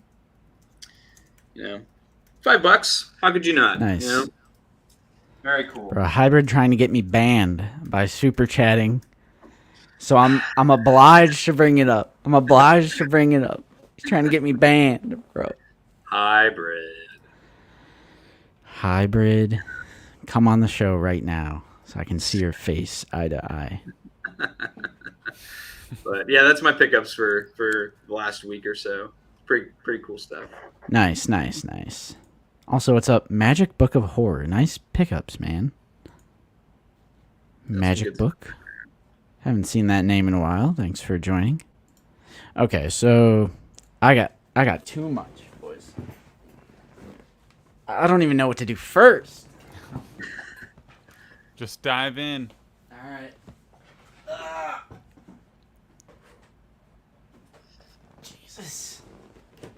Jesus. All right. So, I was on a trip to southern Illinois. We were doing some car camping. We were actually testing out car camping, legal car camping at a campsite for the first time because we're going to Colorado later this year. Ooh. Sweet. So we wanted to test out the stuff we got for it, see if it's doable. Just get some experience before the big trip. So while we were in southern Illinois, we had to go through southern Indiana to get back to northern Indiana where I live. So there was an Ollie's or two, so I stopped and I just like couldn't not pick up. I passed on it before in an Ollie's, but I decided to pick it up because a $10. I actually only have one of these as well. So I mean, why not? Yeah, Army Builder for $10, a new classic trilogy, and a new media for Mandalorian if you want. So. Yeah, we will be in Denver, Brent. We are gonna go to Denver. We have a ton of hiking ideas and places we want to go. Yeah, don't buy him 2 beers because he'll be done after 1. That's just how he is. I was gonna say I don't drink beer. I stopped at a Walmart and I found this in the clearance aisle. Ooh. For $19. That's the price it should be. Yeah. Mm-hmm. Imperial Officer Dark Times with the mustache. Am I lagging for you guys right now? No, you're good. Okay, because I'm getting that like internet warning on StreamYard with the one bar. No, you're good right now. It happens all the time. I don't understand, but I got one of these. Really, Nate's curse, dude. He gave it to me. And then, why I was actually stopping at Walmart is to find. Ooh. I mean, you already know I had to do it. Rebo. You guys already know. I just can't say no to Max Rebo merch at this point. So, when I'm buying a pop vinyl, there's an obsession going on. Because I am not a fan of pop vinyl. Are you going to try to save that for maybe the guy will be back at ICC next year? Or I mean, I'm down. I'm down. Yeah, I did find it. Yeah, I mean, it's cheap. Pops are cheap. People treat these like gold. They think they're the next Beanie Baby. I'm like, bro, no. I'm sorry. Okay. Then I got one of my customs, which in Nate's review of these, dude, people were roasting him for calling these customs. Like, it's a joke. It's a joke. These are KOs. I know they're knockoffs. But the whole reason we call them customs is it's like a joke that it's a code name for KO so we don't get banned. Which would not happen. For the greater good. Yeah, I was going to say, it would not happen on YouTube, but it may just so happen on Instagram. But we have Dogma here. He looks really good. This is my first of the 501st named clones because I was like, these are cheap, but like buying them all at the same time, that's still like $100-something to spend on knockoffs. So I just ordered Dogma, and then like some of the other ones were getting really low, and like Kicks went out of stock. And I was like, oh no, like what am I gonna do? And then I remembered, which I always love when this happens, but I remembered that I had recently sold some things and had a PayPal balance. So because of that PayPal balance, I literally snagged every single 501st named clone. Because I sold all of my Halo Mega Constructs and some older like Halo McFarlane figures. And then I sold Zach some older like Game of Thrones figures. So that paid for at least my Dogma. And then I have the rest. They're coming. Sweet. AliExpress has been kicking my ass too. Like as soon as we get some delivered, it seems like they post 2 more, and it's like another $40. But it's so worth it. Right, but like the thing that got me is that it's the Darkness of Embara arc, and it's like it's all of their specific looks from that arc. So like Oppo is just a regular CT with the arrow. So, and I'm pretty sure like is that everyone? Clone Wars fans, are we done? Are we good now? Just for that arc of 501st named clones. I think that's everybody. We got like Hardcase, Kicks, Tup, Dogma, Oppo. Who else? No, that's Fives would be the only other one, but he's an ARC Trooper. Yeah, and he has a figure, so it's like he's coming. Yeah. So I'm like, that's really it. Yeah. So now we only need Luke to 3D print some Umbara looking stuff, and then we can make a diorama. Right? Yeah. And I meant for 501st, but we do. Allie also did Wax Her and Boil Phase 2. Oh, thank you, 007. Here, check. They are indeed blue. Nate's are brown. He has big old brown eyes. Yeah, Nate has big brown soulless eyes, and you have blue, beautiful, gazing eyes. I've seen him in person. I can confirm. Yeah. So, let's see. What are we doing next? Check Look at this that. out. Check out this sticker. Mommy helmet. Oh man. 62.49, bro. Are you kidding me? This was a Lucy pickup. She brainwashed me into getting this. She was like blowing up my phone. And I was like, what is happening? What's going on? She was like, check your Facebook DMs. And I looked, and there was 3 of these. So Nate also got one. Spoilers for whatever his next pickups are.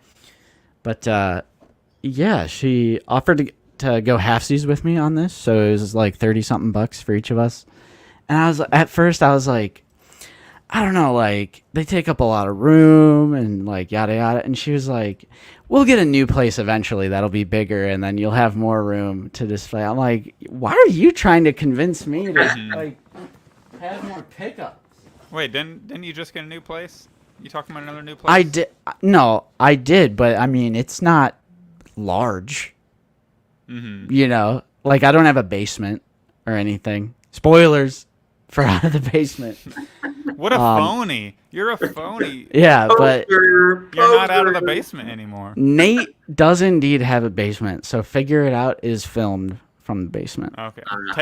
Technicality, you get by. Yes. But this is not my forever home. That's what I'm getting at. So I eventually would like an upgrade. So, gosh, this is hard because the mic is in the way. If you want to move to Louisville. Yeah, all right. So this is Lady Bo-Katan. I love Bo-Katan, the character. Clone Wars, Rebels. She's a great addition to The Mandalorian. This is the first helmet I have that has weathering. And it's actually like pretty good, and it's like on the back and everything. Mm-hmm. The scrapes and the grime. It genuinely does look used. And of course you have the button for the rangefinder. I still have to put... I don't think I want to put batteries in it. Take that cover off. You remember how Nate... Yeah, remember when Nate discovered on my Boba Fett that you slip that off for the lights? Yeah, I don't have batteries in it though. Oh. So it's just, where is it? Yeah, nothing happens. It's still the clear rangefinder type though. True, but yeah, I'm glad to have it. This is my first Mandalorian helmet. I do have the Imperial Stormtrooper and the Darth Vader from Kenobi. So now I have at least one Mandalorian helmet. Sweet. And it's a Night Owl. Cool. Love it. Oh my god, boys. It just doesn't stop. I do have a small 3D printing update. Oh, shit. Let's see here. I had to go half and half on this. Ooh. Oh! I still have to glue it, but I don't know how I feel about this because you can see some of the infill patterns. I might have to redo these with more top layers, but yeah, this is the Jurassic Park sign. Sweet. It's pretty sick. If you guys have been consistently watching the streams, you'll know that I am doing the gates of the Mattel Jurassic crowdfund that failed. And every time that happens from now on, I'm just going to do it myself. Because I am now 2 for 2 failed crowdfunded campaigns. And if you guys don't know, let me just show you real quick how big this is going to be. move all this shit out of my way.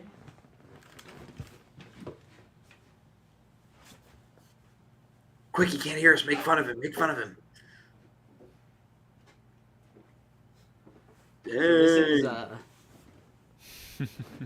this is one, side. That is insane.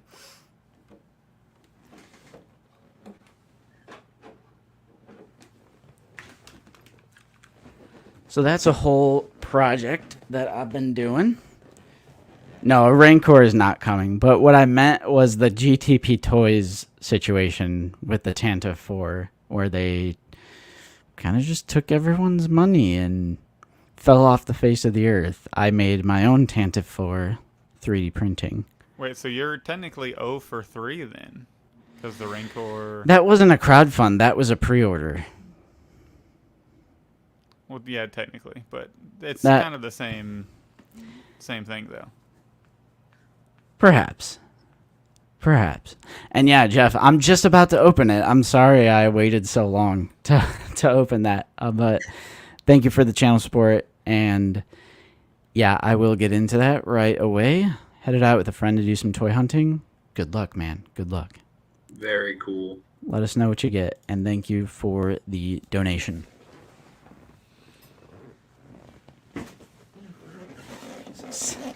Then...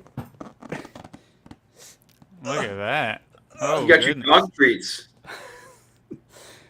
We got a Jeff W., the GOAT, the number one person who spoils us. I don't even know how I'm going to open this because I have to put my mouth so close to the mic. Let me just plop her down right here. Get a little comfy, get a little cozy. Okay, I don't want to dox anyone. There we go. I did pre-open it for the sake of the stream. Jesus. The thing I love about Jeff W.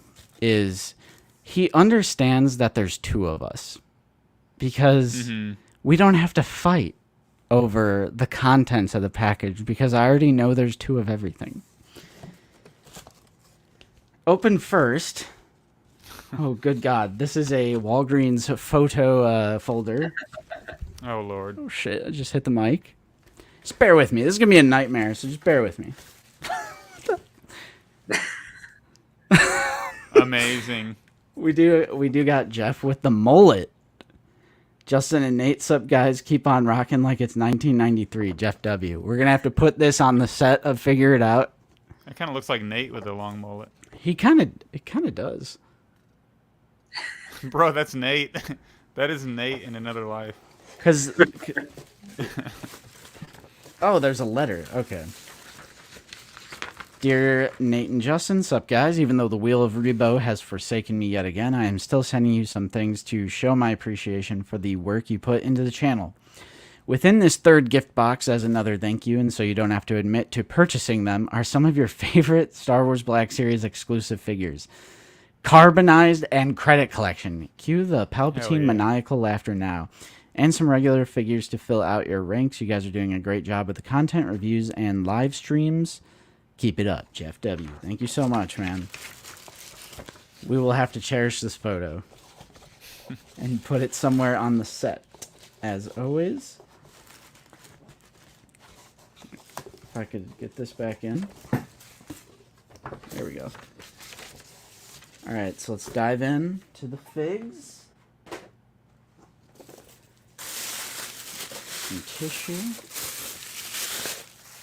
Alright, right away we have a 187th Walgreens exclusive clone. 2, of course. Which, funnily enough, we are giving away one of these. It's in my closet right now on the channel if you are a part of the Basement Battalion channel membership level. We are giving one of these away very soon.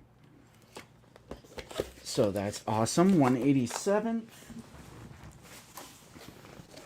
What? Oh my God. Okay, this is a box within a box. Oh, shit. Okay, what is this? What the... Guys? Oh, snap. I know what this is. So that's what you meant by figures that I don't want to spend my own money on, Jeff. Oh, sick. Nate really wanted that cherry red. He did, Royal actually. Guard, he really wanted the Royal Guard in this set. And there's Dose. This is gonna fall. The packaging does look really nice. It does. Yeah, the Royal Guard in that set looks really cool. It's just the TIE Fighter is a little... So there's might be a two little of odd. these. Sweet. Hell Thank yeah. you, Jeff. I will definitely display those on the wall. You can see just right here. It's cut off by the camera, but I do have some things on the wall. Oh no! I got my first credit collection figure. Beautiful. Hanging on the wall. Oh, what the heck? Jeff, what are you doing? I have to hold this differently. You should have brought a side table with you. I should have. Okay, so we also have 2 of the Death Watch Mandos. Those Sick. are nice. Absolutely love this figure. One of the best modern Black Series figures. Awesome, thank you. We have 2 more of the Andor Imperial Sweet. Officer Ferrix. Sweet. Did you ever 3D print the shields for those? I did. Yeah, I knew this was coming. Look at OOTV. Carbonized and credit card. What are you talking about, dude? I've always said I loved carbonized. I've always said it. I've been saying it. We've already established that Justin's a big phony. Everything he says on stream is complete opposite. True. I'm a completely different person once the camera shuts off. It's true. We got Boba. I better be careful with these, actually. Card backs. Ooh, I like this one, actually. This is the Amazon exclusive Mando one. The Din. Is that the Which original they stuck or the a second version? There's 2 different ones, yeah. Yeah, that looks like the original because that's the one I have. I'm pretty sure. Let me double check. Wait, why are these different? Oh, they are different. Yeah. They did 2 different versions for season 1 and season 2. I'm pretty sure. Oh, okay. So this is season 1. So whichever one matches this one. Okay. Yeah, this is season 1 then. Yeah, that's the one I have. This is the only credit collection I have. I wanted at least one representation in the line. And this is Tatooine. Yeah, that's for the Sarlacc fight with Cobb. And what is this? And perhaps what is this? Okay. Never ends. And we also have 2 Tuskens. Banana Tuskens. The banana tusk. Heck Awesome. Thank you so much, Jeff. That's a lot of figures. Yeah, that's insane. That is an insane amount of figures. Thank you so much, my man. That's very generous of you. It's always a very humbling experience when we get to open up stuff that people literally send to us. That's insane. And I will definitely be displaying the carded ones on my little carded section over here. So, yes, thank you, Jeff. There he is. Yeah, you knew me. I am pretty hyped on the carbonized ones because the Royal Guard just looks so nice. Mm-hmm. Yeah, at least like some of the carbonized ones you can put on the shelf and they look like they belong. Mm-hmm. Some of them. Only Right, some of them. yeah. We need more Jeff in our lives. We need more Jeffs. But not to be greedy or anything, but I do gotta do a quick plug of the PO box. Just Absolutely, it's relevant. It's relevant. PO Box 1302, Portage, Indiana 46368. Just address it to OOTB. USPS. At this point, they know who we are. They know that I have a channel because I never know what it is, and they're like, "How do you not know what this is?" I'm like, well, it's like a thing where we have a YouTube channel. So now like everyone at the post office knows out of the basement. We are actually sponsored by, no, I'm just kidding. Coming soon. But yeah, whatever, if you guys ever just, feeling like send us something, it could be a drawing, it could be whatever you want. But those were my recent pickups. So now, yeah, I mean, honestly, not a bad suggestion. it's a good deal. I'll always take figs, man. And then I feel like I can never sell them, so then I just have way too many figures. Add them to the Wheel of Rebo. Support the I have done that, actually, with a few of, which...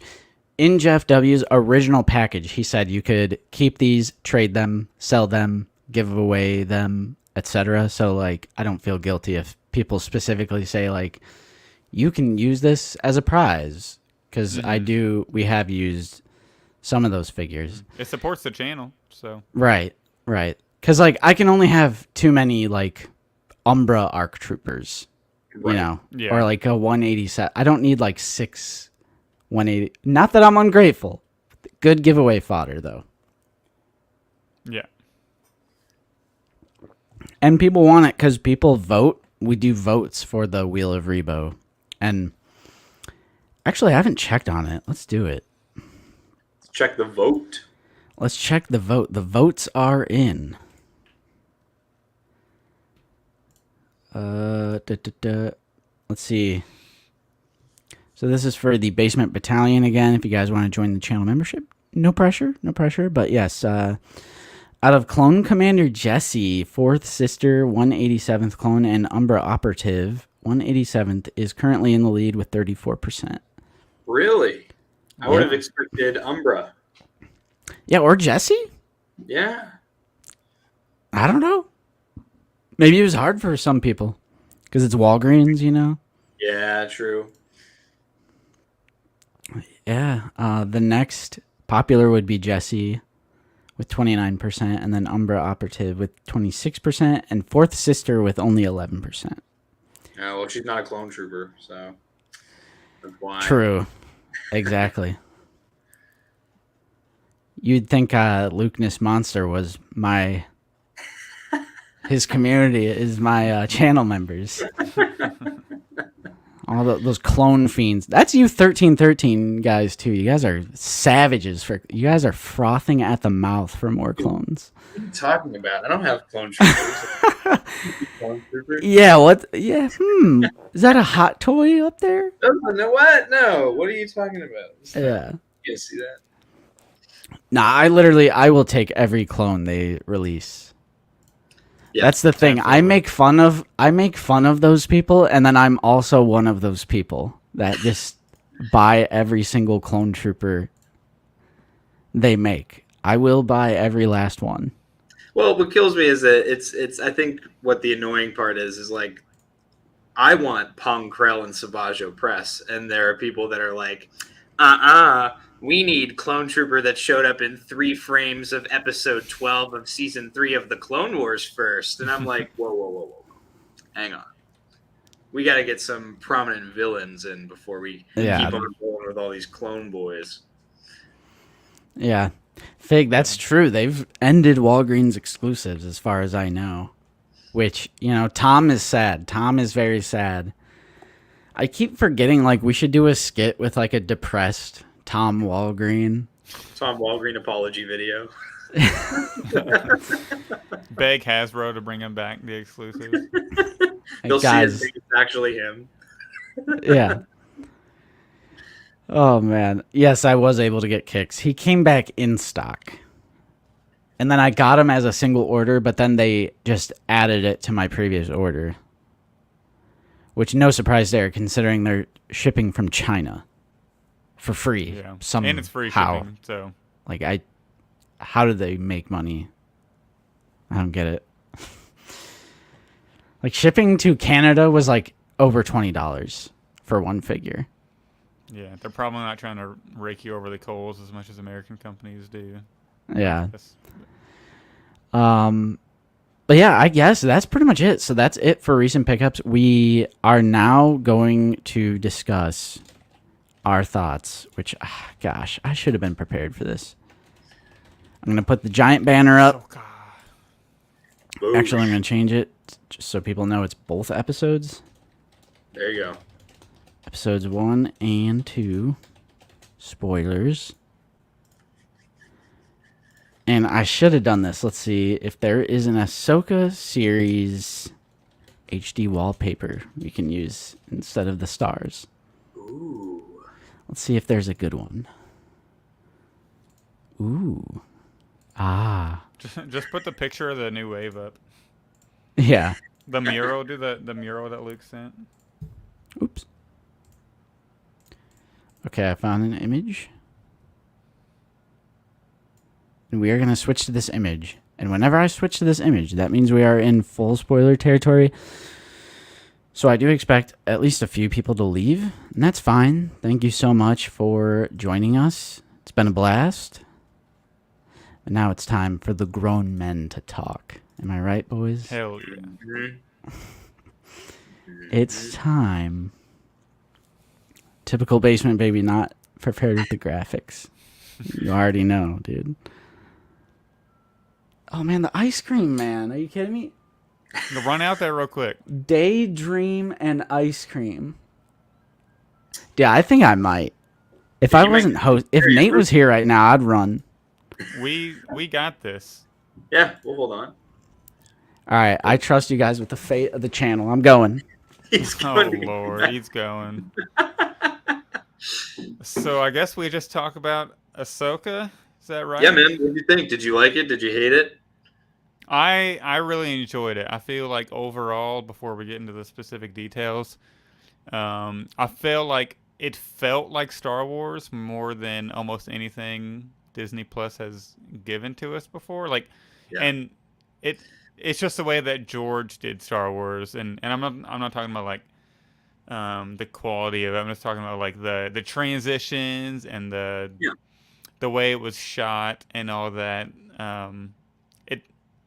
It just felt like we were really in the universe, like not only just like with the characters, but from a like the way they like a filmmaking perspective. And they kind of took it back to the prequel with those like wipes and everything. So I really enjoyed it. Did you? How are you on it? Yeah, a lot of people would just call me a Star Wars shill because I tend to enjoy pretty much everything that comes out. But I agree with you. This felt really, really Star Wars to me. And there were so many points where I was watching those two episodes where I would just think to myself like, oh yeah, and this is what Star Wars is. Whether it was, the characters talking to one another, the transitions, the fight scenes, everything. It just felt so natural, like it was supposed to happen. Like you can tell that Dave wrote it because yeah, you can tell Dave has a very heavy hand in it. Yeah, these are Dave's characters that he created, and so obviously he knows the direction and the struggles that he wants each of these characters to have through this show. But yeah, it was just so many times I was watching it and I'm like, yeah, it just doesn't feel corporate. You know what I mean? Like it just feels like a guy with characters that he made telling a story, and it felt. I think that's what gave me that Star Wars feel to it. It wasn't. Yeah, I think that's like a really good point there, because as great as Andor is, and Andor is like a fantastic show. It's a great Star Wars show, but you watch it and it kind of purposely takes the Star Wars out of it. Like, and not only with like the space fantasy stuff, but with like just the way characters interact, where like what was her name, is like going through the kitchen stuff and being real casual about things. Yeah.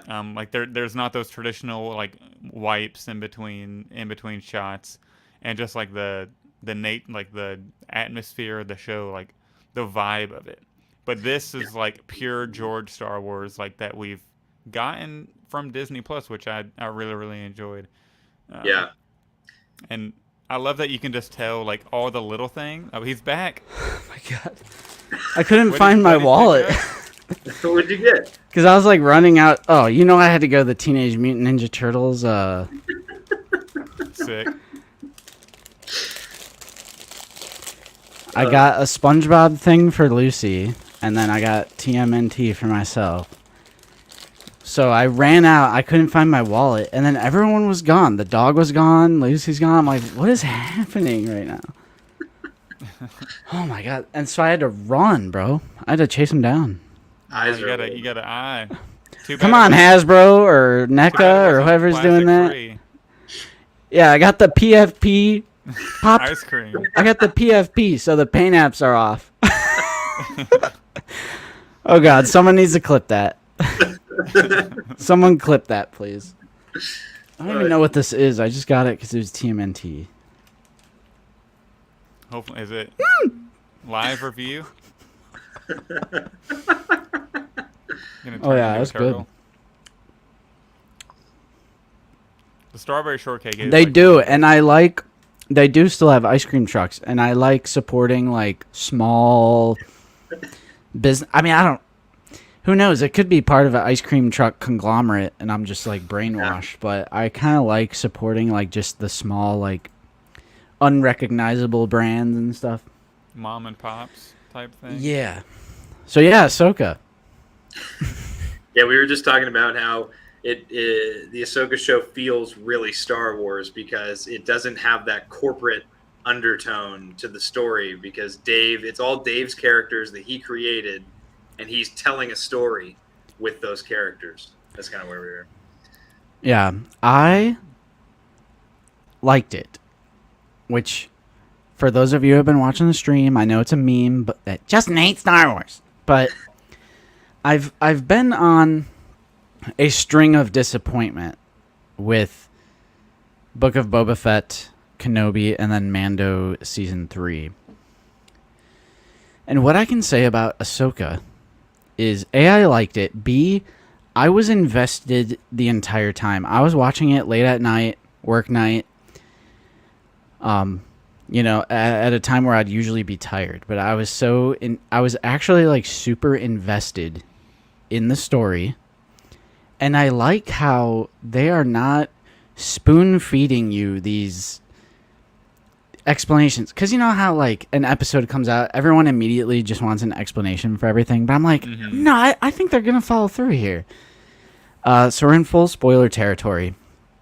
They're doing a similar plot device with Rise of Skywalker with an ancient relic that will reveal the location of something. But instead of Rise of Skywalker just being like, yeah, there's no explanation.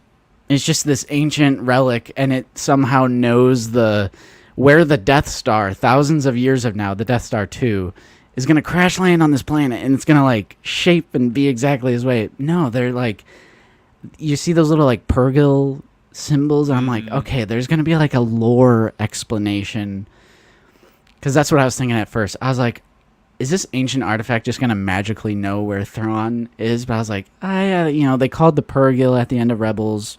Well, it's also like, it's not finding Thrawn, it's finding the galaxy he's in. Yeah. So that like the device knows how to get to that galaxy, not necessarily like where. Like, it's not have like a beacon on Thrawn, and if he's anywhere, that's going to be where to go. It's just, so that's kind of the difference between whenever, I guess in Force Awakens, when Luke had or when R2 had the map to Luke, and he had the finishing piece the whole time, but he was just sitting under a blanket turned off, like, you know, which was kind of ridiculous. They're doing a map story. Like, I know people are tired of the map, but they're actually doing it the right way, which I think is good. Yeah, the map isn't for Thrawn specifically, like you said. It's an older thing that's just like a secret that the Night Sisters were holding, which that reveal blew me away when that was sick. She was like, and I'm a Night Sister. And I was like,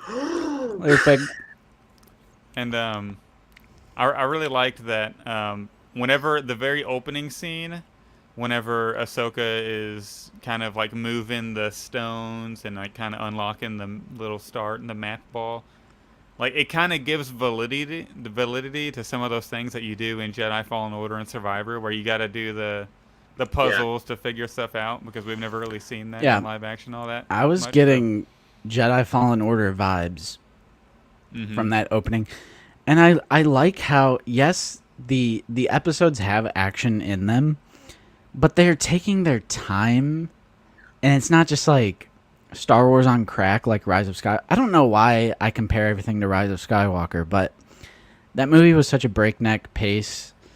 It was like next scene, next scene, next scene. But then there's like this scene of Ahsoka just like figuring this thing out in the temple, and there's like no music and no dialogue, and she's just like turning these stones. And I'm like, this is nice and slow. With the character, yeah. I'm like, give me that. That's why I love Cassian, or that's why I love Andor so much. I think Andor, easily the best, maybe aside from Mando Season 1 for me, is because it was unique, different, and it wasn't afraid to be a slow burn. I'm like, I'm the type of guy, I love a good slow burn with some nice payoff. The imagery of this series, like with Baylan and Shin, they're looking like some KOTOR, maybe, sort of armor and stuff. Like, I don't know. Mm-hmm. Yeah, those two characters are really interesting. And just overall, like about the show, still like with Dave Filoni doing it, I just love all those little Easter eggs that you would only realize if you're like a hardcore fan. Like the very opening shot, it's like an exact reverse of A New Hope with the ship. You're looking above that ship moving rather than below the Star Destroyer from A New Hope, the way it's moving, and then instantly, like whenever Baylan and Shin get on that ship, it's like a reverse of Phantom Menace, where it's Qui-Gon and Obi-Wan going. And then that shot from Phantom Menace with Darth Maul on the sand dunes of Tatooine and the droid, the little probe. And then it's kind of mirrored with Shin Hati on whatever planet they're on. Like all those little things that Dave threw in there. I'm really excited to see where it goes. Yeah, I'm telling you, man, the little member berries, it's not the corporate like, and guys, remember Luke Skywalker, and people like Han Solo and Luke Skywalker, right? It's so much more intelligent. It's like, just like you said, someone who's a casual fan is just going to watch right through it, and it'll go right over their head. It doesn't take away from their watch experience, but it adds to the watching experience of someone who's a big fan.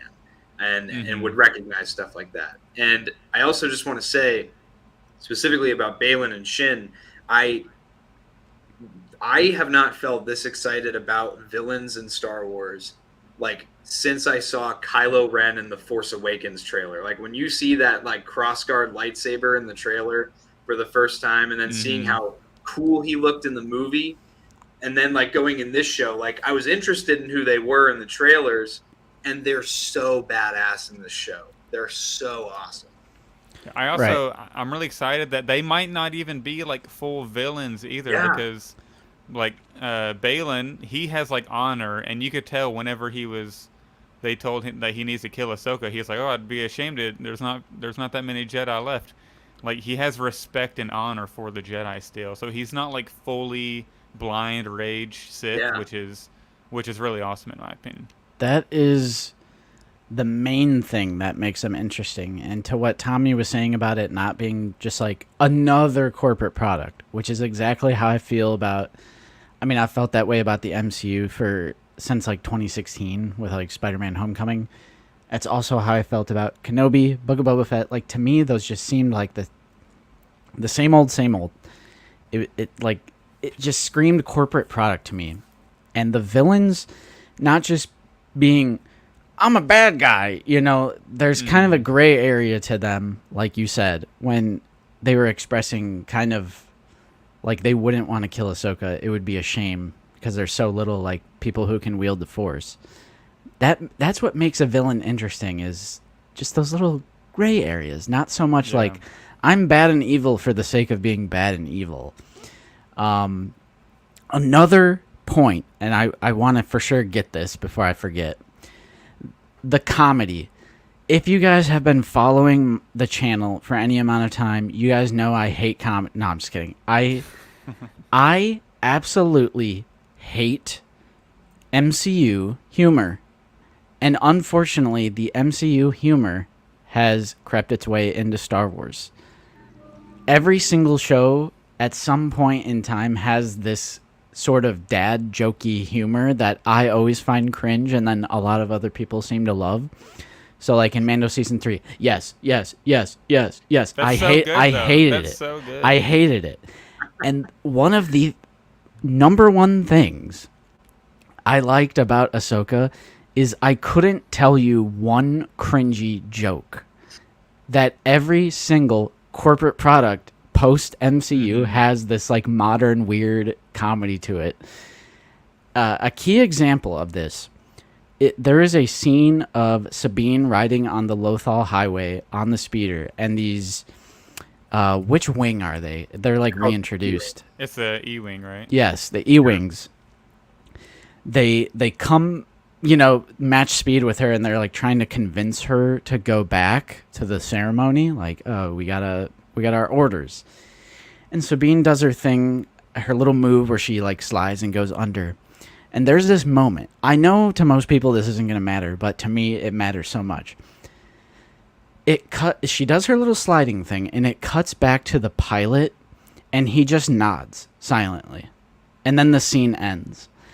This is a perfect example because any other Star Wars show or MCU show or anything would have had the pilot say some sort of joke Something there. Like quirky right there. Yeah, like some quirky.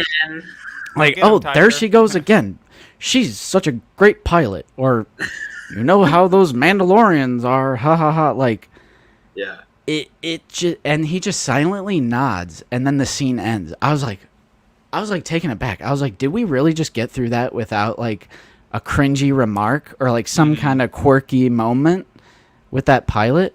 And it kind of establishes that they know each other, and I'm like, subtlety. Yeah. I'm like, yes, give it to me more.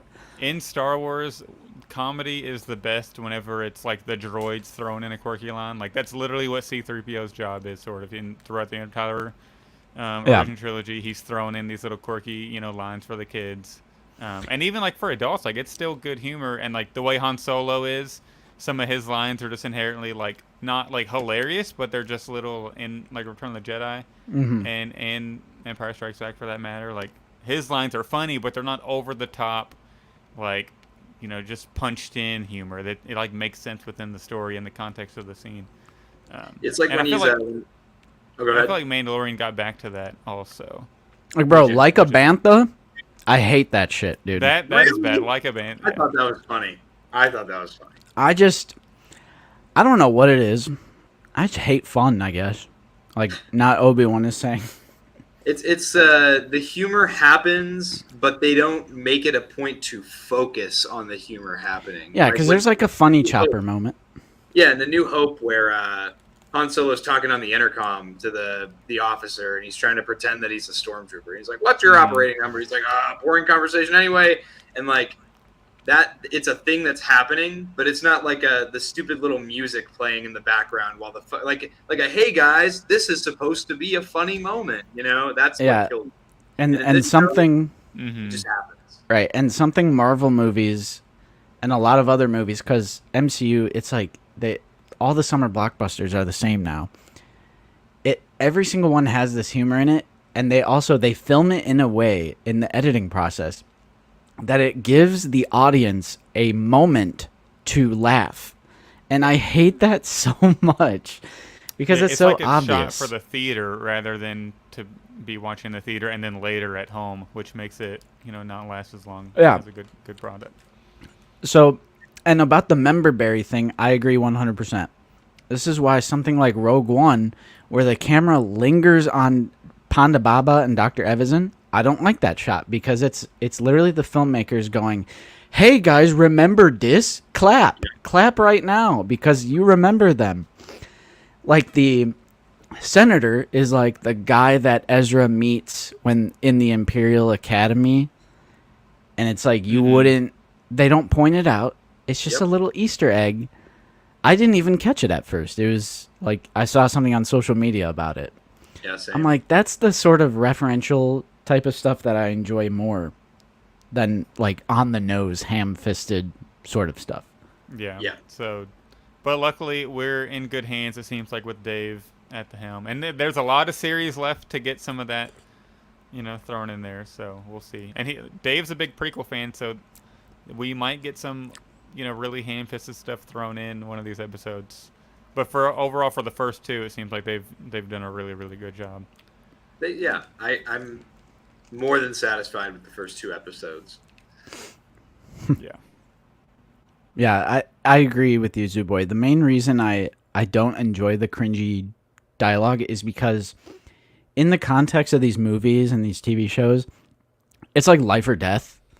It's like super high stakes world ending events. It's like you wouldn't really actually be joking in this situation. And it always does undercut a serious moment. Almost always. There's a moment in Guardians 3.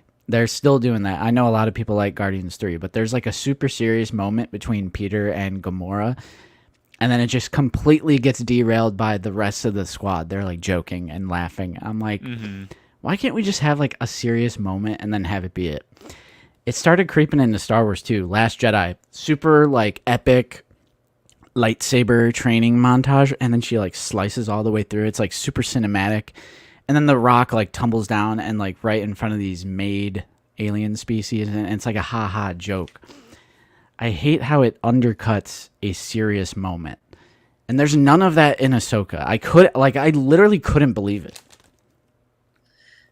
They fly now? Yeah, That's a bad one. They fly now is probably one of the worst ones. Yeah. But again, also, not only is it like forced, but they've been flying for thousands of years, it seems like. Yeah. But to bring it back to Ahsoka more, I don't know. What haven't we discussed? Like, there was a lot. I've only seen the episodes once, actually. Okay. Yeah, I've seen it twice through now, and I'm going to watch it a third time before the next episode drops. One thing that I saw, not criticism about, but I saw a lot of people say was that they felt like Ahsoka's character was dry in these episodes, and that they thought she should be more quippy and sassy. After watching it a second time through, my opinion would be she still has the quips and the one-liners and stuff like that, but she's not 17 like she was in the Clone Wars. She is now like probably like 40, 45 at this point in the timeline. So Yeah. she's an adult. She is grown. She's not going to have that same amount of sass that she did when she was a teenager. She's grown a lot. We've watched her go through a lot of struggle since then, and she's a different person now. She's struggling with different things than she was in the Clone Wars. So, because I think when people hear, like when I hear Ahsoka, I think of the Clone Wars, and so I think it's easy to get caught up in who her character was then. And I think that's something Dave does really masterfully, is he makes the characters grow and their personalities change just like real people do, which I think is really, really relatable. I guarantee you the humor that I had in high school is not the same humor that I have now. Yeah, right. I will never in a million years tell you exactly what type of humor that was happening during high school, but people grow, people change. Because another criticism is the live action characters don't feel like their animated counterparts. Right. But I didn't feel that way at all. Neither did I. It seems like the same Ahsoka that we at least saw in like, a little bit of Rebels, but we also saw her in like Mandalorian, Book of Boba Fett. Mm-hmm.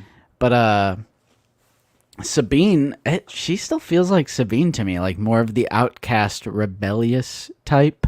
Sabine is like perfect. They knocked it. Now Hera, I feel like she does just look a little cosplay, like on the cosplay side. Yeah, But I feel like the character, I still feel like that's Hera.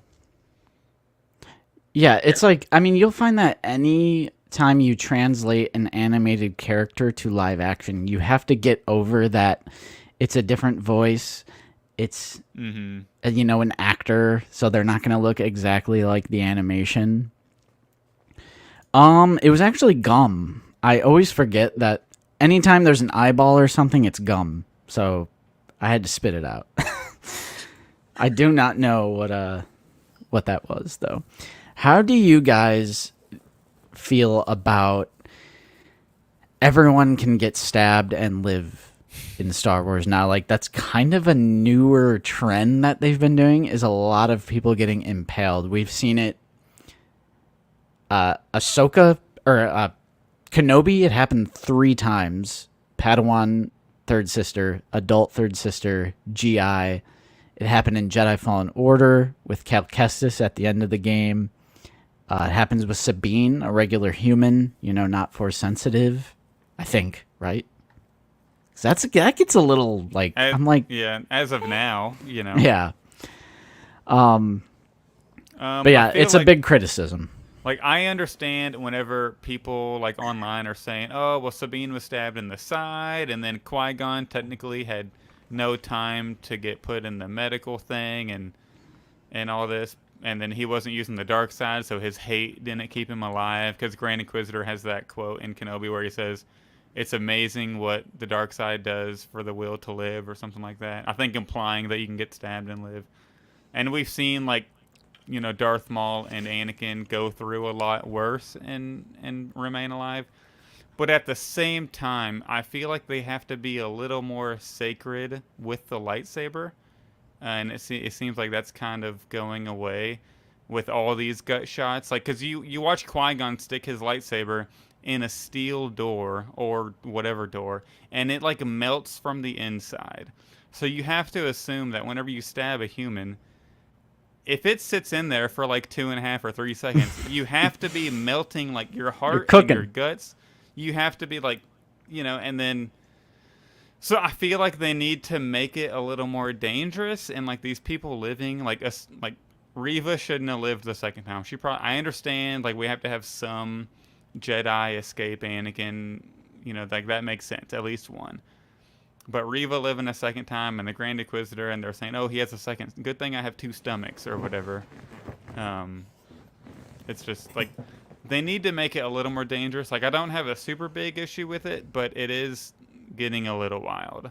I didn't think we would see another one after Kenobi, and I've been surprised because it's starting to be a little much, in my opinion. I think the stabbing... So for me, it's I look at how it affects the story, like the overall. It's harder to have that opinion with shows like the Kenobi show because it's not written by George Lucas and Dave Filoni, and they are focused a lot more on the overarching story and the meaning of the things that are happening. And I think that a good explanation for the Kenobi show, one, is just dark side hatred. Maul got cut in half and lived for 10 years, so like.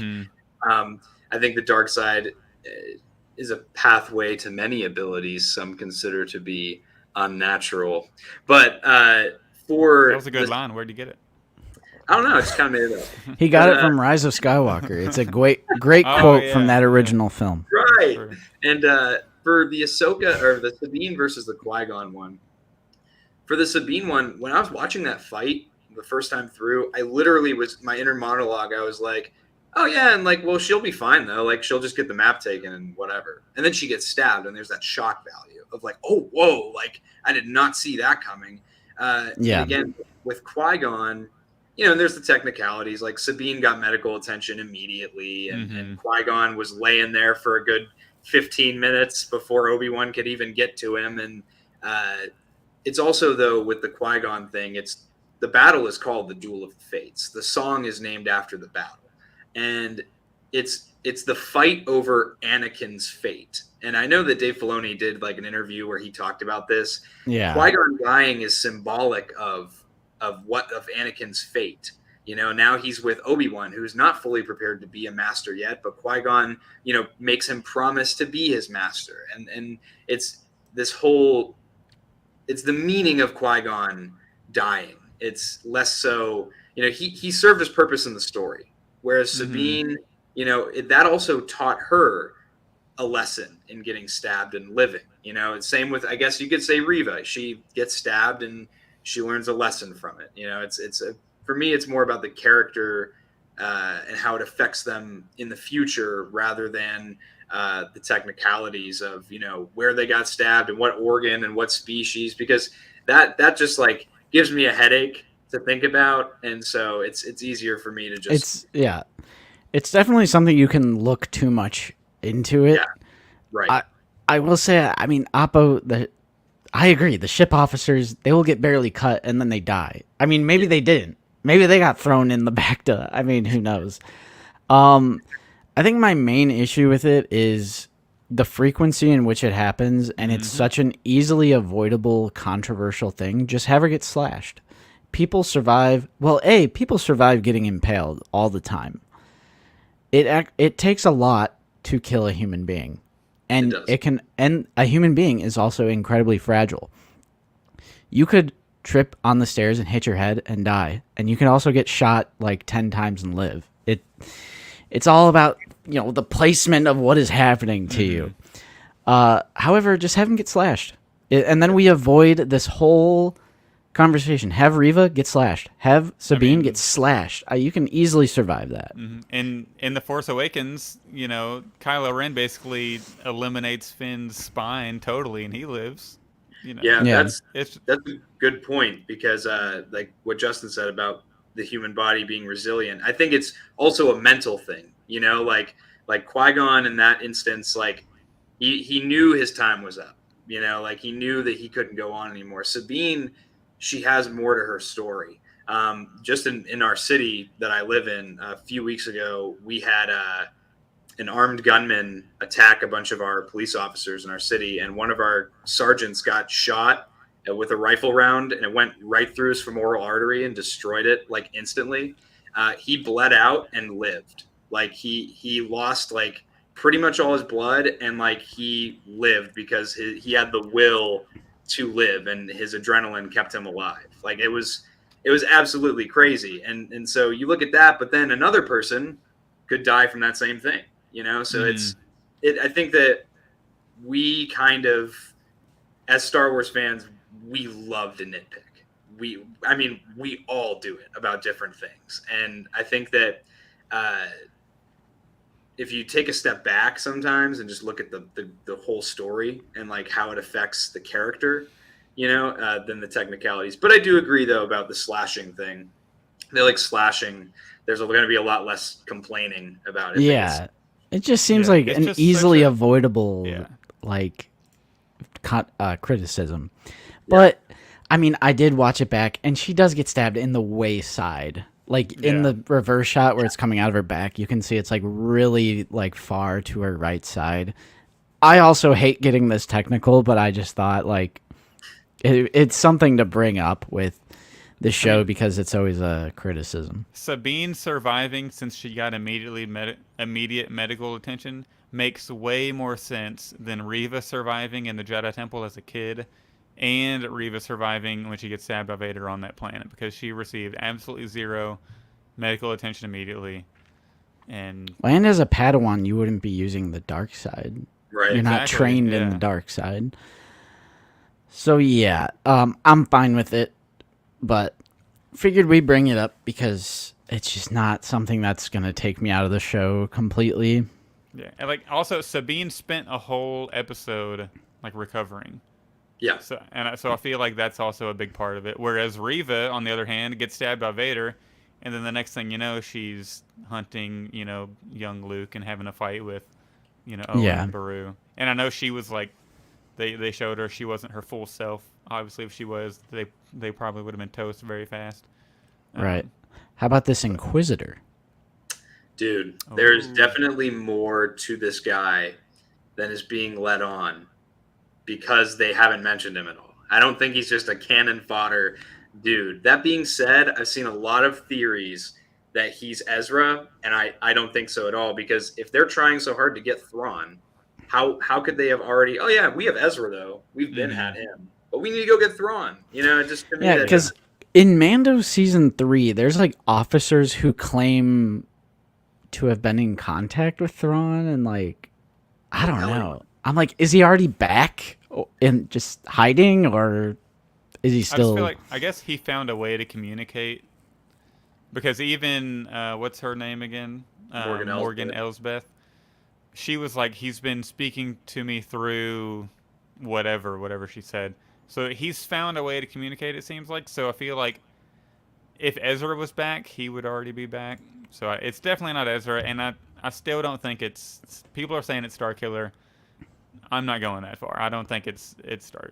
I don't think. No, neither do I. And I hope not, because if Starkiller comes back, I want him in between 3 and 4. Obviously nerfed, and I want him to die how he did. Spoilers for the game, or and end up being a clone or whatever he ends up becoming. Wookiee Sin is saying 8th brother, but this Inquisitor held their own against Ahsoka, who is like very powerful and skilled. I just don't think. I mean, she easily dispatches the Inquisitors and Rebels.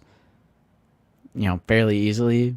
I don't think 8th brother like at the would put up that much of a fight.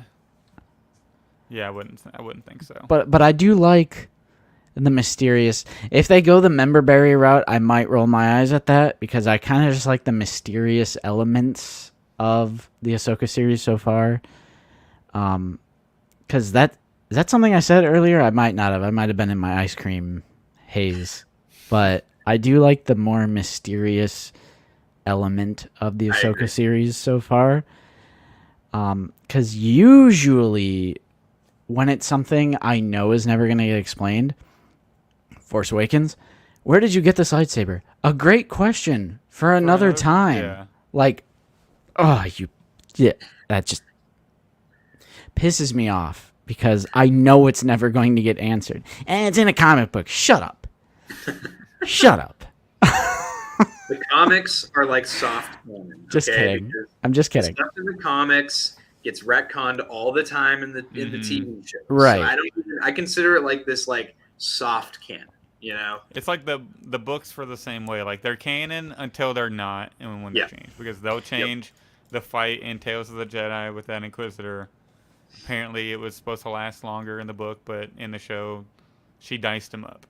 Yeah. And I was convinced this Inquisitor was going to die in like the first episode, because that's how these Inquisitors have been. They've been so weak. Yeah, I'm just thankful that we might have an actual.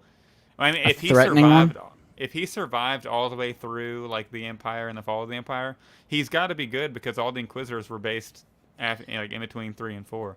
So if he survived all this way, he's got to be good. He's not like a new Inquisitor either, because if you look at his armor, he has rust all over his armor. So he's been around for a minute, Good point. I haven't noticed that. Caleb, because I've seen the Starkiller theory. So you guys know how like it's a criticism of Dave Filoni that he's just like a guy playing with action figures, like banging figures together. You guys have heard that critique. I feel like that would add so much ammunition to that criticism of Dave Filoni if it's literally Starkiller, and it's like he's just now getting revealed like years and years after the fall of the Empire, and Vader is dead, and I guess Palpatine isn't dead at this point, guys. Yeah. But I did see that, but he does a lot of background work for every like Star Wars thing that comes out.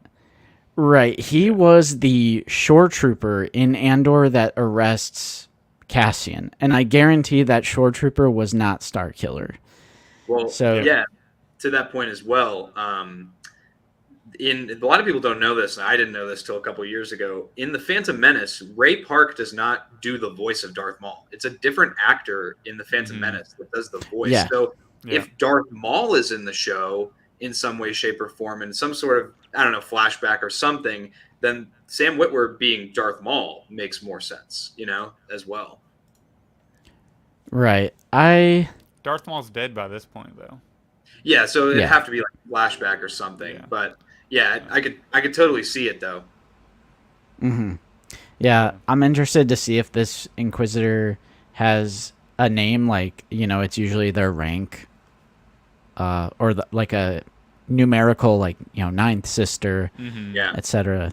Because we know up to like 11, I think. So I'd be curious to see if they have a rank, or if they were part of the Inquisitorius. Maybe they just found the lightsaber, or like acquired that lightsaber somehow, or I have no idea. Are they a mercenary? Are they? Because that's kind of the vibe I get from Balin and Shin. They seem more of just like dark side force using assassin mercenaries. Yeah, that's what gets me too, is like with the Starkiller thing, I just Googled like who did Sam Witwer voice in Ahsoka, and there's just videos on videos on videos and articles on articles and articles of, is this Starkiller in Ahsoka? And I'm like, it's all clickbait. Here we go. Sure. Yeah. Right. It reminds me of the Snoke theories. Like, Snoke is Mace Windu. Remember that one? Yeah. You remember the Snoke is the kid from episode 3? That's Master Skywalker. What do we got to do? That he survives and turns into. Yeah. That was my favorite one. Oh, okay. So we do know up to 13. I'm a big fan of the Inquisitorius. I've always liked that aspect of the lore, and they really expand upon it in Charles Soule's Dark Lord of the Sith comic book, which is great. It's my favorite Star Wars comic. So I've always been a fan of the Inquisitors, and I like how it's like, I kind of don't want it to be a mask off moment and then as like I kind of like just having it mysterious. I almost just don't want them to ever explain it, because there's no pleasing fans, there's no pleasing Star Wars fans, including myself. So it's like everyone gets these expectations of who it is, and then when it's not what you thought it was going to be, that means it's bad. Yeah, I've been fairly pleased for the most part. Like I don't expect everything to be like Andor quality or like The Godfather or anything. Like, it's Star Wars. Like, it's inherently for children. Like, I don't mind all the quirky crap they throw into it usually. So he grew a hatred after he got his arm cut off by Obi-Wan in the cantina, and he somehow joined the Inquisitorius program.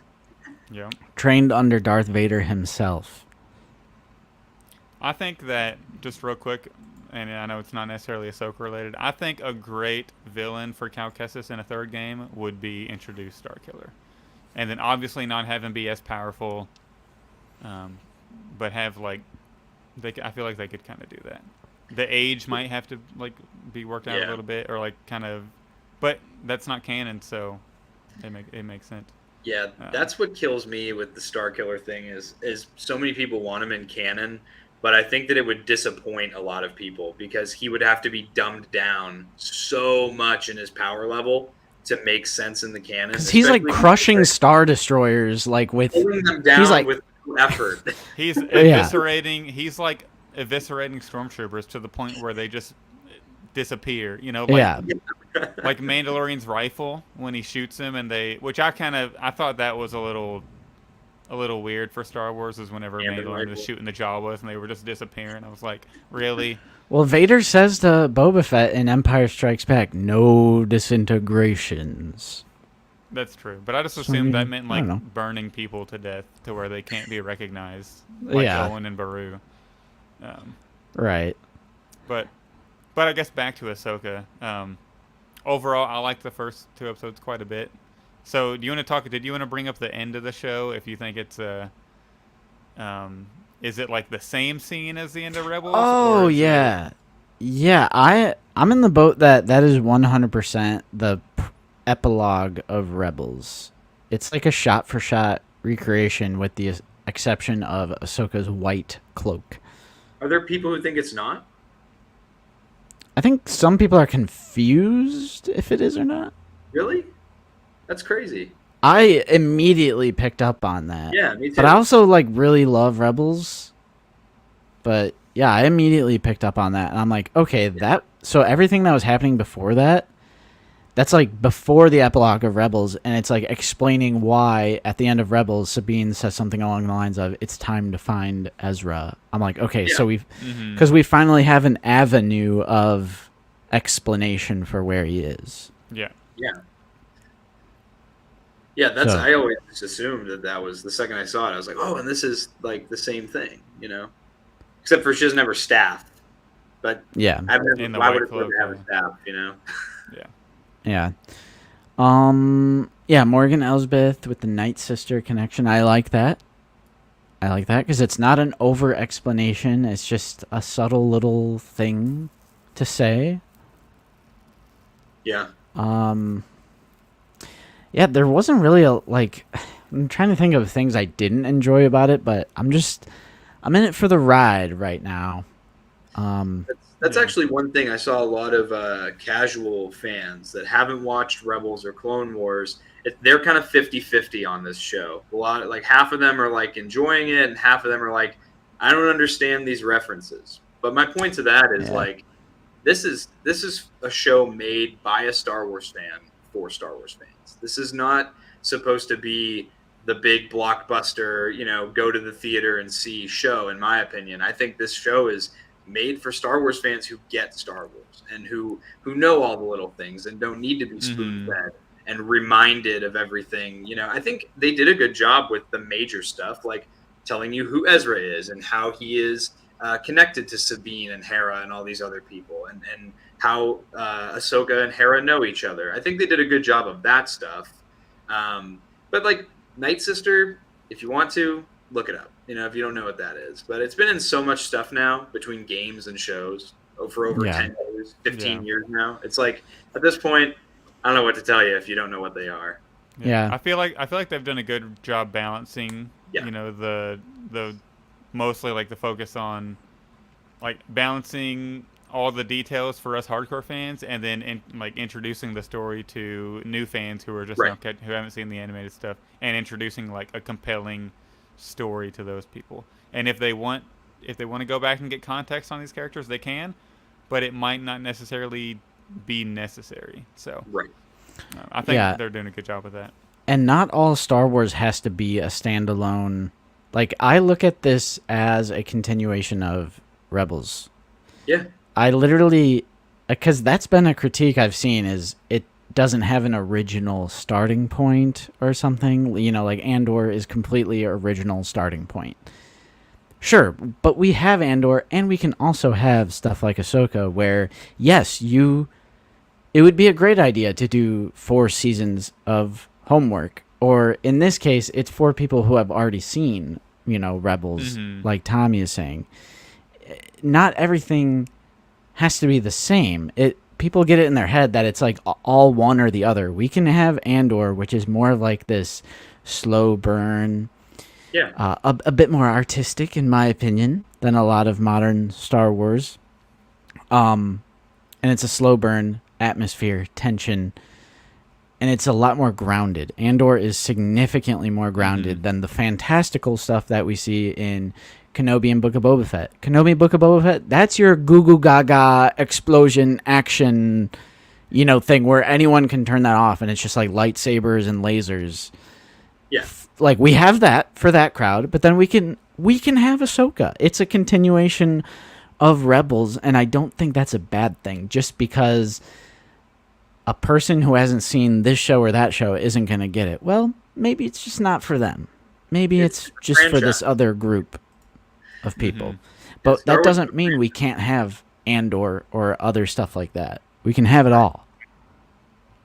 Yeah, it's not like it's this brand new thing that no one's ever heard of before. It is specifically marketed as a continuation of stuff we've already seen.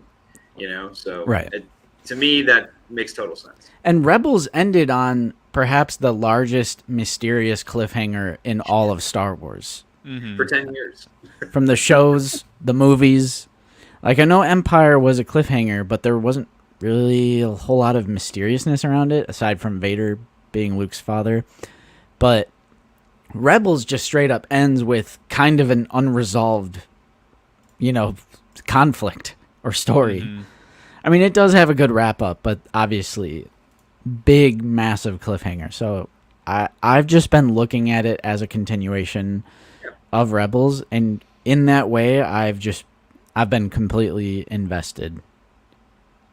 Yep. Totally. Exactly, Oppo. We got 7 seasons of Clone Wars if you want clones shooting. That's the beauty. That's the beauty of Star Wars. You can have lasers, lightsaber, force choking, and like all this shit going on the screen at one time. We have so many avenues for that, but then we also have some slow burn high art, and we have some lore, some deep lore stuff, connectivity. Some video games. Yeah, I mean books, video. There's a balance. There's a balance. Action figure podcasts and YouTube shows. We got it all. We got the 1313 podcast. We got Black Series Canteen. We have it all. Yeah. Yeah, that's I like Zooboy's comment here, where he says Star Wars is a universe, not a genre. It's, to me, the complaints that Ahsoka is like they can't catch on to it would be like if you watched Book of Boba Fett before you watched Mando. You know, like you'd look into this and be like, and who's this random Mandalorian with a darksaber? You know, like what is all this stuff? It's all meant to be watched, not together, but you know, you watch it all. You know, it's not like you pick up on just one random one. You know, Ahsoka is a continuation of stuff that's come before. Right. Do you all think in this series we'll get? Do you think like the Mandalorian will show up, or they'll go to Luke and Grogu, or like what do you think's gonna? Do you think any appearances are gonna happen from new media? Because that is an issue we run into with various Star Wars stories. Is where was this person during this? You know, those types of things. So, I mean, if there's some huge conflict about to happen, like Luke seems like a good ally to have, especially with how badass he is in Mando Season 2 finale. So, I mean, but who knows? They might explain it. They might. Some people were saying there's a theory that Jason Syndulla, I guess Kanan and, well, Hera's son, we don't know if it's Kanan's because, you know, Kanan dies. Kanan dies, and then, you know, she's popping out a baby. That might not be Kanan. I mean, there's also, it takes like 9 months to pop out a baby, bro. Okay, like, what a coincidence. This dude dies, and now she's popping out a dude with green hair. How is that a coincidence if they were a love interest? She's going behind his back. She said, I'm finally done with this guy. Now I can go over here and, you know, pop out a baby. There you go. I got a blue tongue from that ice cream. I know you're joking, but there was a theory. And she was like, I like that. See, that's what I'm saying. We don't know. We don't even know if humans and Twi'leks can intersect like that. No, they can. You saw in the Clone Wars. Oh, that's right, with the clone trooper. Yeah. Plus, Lando can do anything, so he did it with a droid. So. He said, "Let's find out." But there's people were talking about what if Jason Syndulla is actually at Luke's academy right now, which might make some sense. Yeah. Caleb coming in. I love classic Star Wars explanation. That different alien species might have a different, you know, period of time. 3 months, and it was not with Kanan. So. Yeah, it's accelerated birth rate, like the clones. Yeah, but all this to say, to all of your surprise, I am enjoying a new Star Wars live action show for the first time in 4 TV shows with Book of Boba Fett, Kenobi, Mando 3. Finally broke my streak here. I mean, to be fair, I did like Bad Batch, so it's not like I, you know. And I also love Mando seasons 1 and 2 and Clone Wars season 7. So I'm not just a hater. And Andor, right? And Andor. Oh my God. And Andor. The thing is, I always like somehow block Andor when I'm talking about like Kenobi, Book of Boba Fett, Mando 3. I'm like, Andor isn't even in that discussion because it's like way up high on my list. But yeah, I'm liking it, and I cannot wait to see the new episode Tuesday at 6 p.m., which is 8 p.m. my time, which is fantastic. I love that they switched to that time slot because every single time in my YouTube recommended, there will be a spoiler at work. It's so nice not having to dodge spoilers all day. Because, you know, like us people who are online, like me on Instagram, I gotta post things. So if I gotta post something, I gotta like post something real quick. Like if a figure drops, that's happened before, and I haven't Right. seen a show yet, and it's like, oh, I gotta post and then get off. Yep. So that 9 p.m. time slot for me is like perfect. I can watch it and then just get ready for bed. Yeah, prime time, no spoilers. We do have to move our Figure It Out night because that was usually Tuesday night. So we've moved it to Wednesday nights, which is nice because then we can cover Hasbro Desperate, what is it called? The fan stream. Mm-hmm. Yeah. Coming on Tuesday. Hopefully we get something that's not just the leaks. Like I'm praying for like a pipeline of like Balin and Shin or something, or Dude, those are day one pickups. Yeah, I mean, I guess to end the Ahsoka discussion, quick rifle off some characters we need. Huyang, which is coming. Balin, Shin, Marok, or however you pronounce the name. accessories from Morgan from Lance Peter Luke. Hopefully. All right. All right. We definitely need Give me Eugene Krabs. long hair Sabine. Like, Long I'm the hair governor of Lothal now. I'd be okay getting a New Republic trooper. Those would be cool since they're basically rebel soldiers from the Tantive Four. Oh, It's yeah. the blue. Yeah. Those would be neat. Ahsoka in the blue disguise that she's gonna have that she had in the trailer, the New Republic costume. Yeah, the Mon Calamari New Republic soldier. Yeah. Then obviously Thrawn be the big one. I'm seeing. Yeah. Because I we wouldn't need the mind- gold drip. We need the gold shoulder drip, Mhm. Thrawn. So how does he get sent to this like new galaxy, then just have like super badass clothes? The Eye of Sauron just teleports them. It's like Star Trek where they phase places. Mm-hmm. Yeah, Yeah. Azadi. Yeah, I'm very curious because, like, can you travel at hyperspace with an open window? Because those Star Destroyers had open windows with those tentacles coming through. You're right. How did they not just die going through They that? held their breath for really Yeah. long. Because, like, traveling at the speed of light, even if you're going to a different galaxy, like, that'd still be a pretty long time. Yeah. Which, like, some people are making that a big deal, like, oh, it's a whole different galaxy. But I'm not, like, for some reason, I'm not reading that as, like, super, like, groundbreaking. That's gonna be the Like, they literally the- travel at the speed of light. Is it that rare that they would be able to go to a different galaxy? I guess to me it's cool because they've never talked about it like in the True. shows or the movies before. So like to see when she pulls up the star map and there's all these other galaxies, I'm like, whoa, hang on a minute. And just wait until one of them is like Earth 18, the MCU. There's going to be an MCU galaxy, and there's going to be a crossover with the MCU, Star Wars, and what else does Disney own? Alien. There's going to be some xenomorphs The Muppets. popping up. Yep. All right. There's going to be an Earth. There's going to be planet Earth. Yeah. Thrawn Yeah, was that hiding was out huge. in, like, Antarctica this whole time. Star Wars the musical. They'll do Yep. a Broadway show. Yeah. That's gonna be the galaxy where Luke didn't get depressed and go to die on Act 2. Yeah.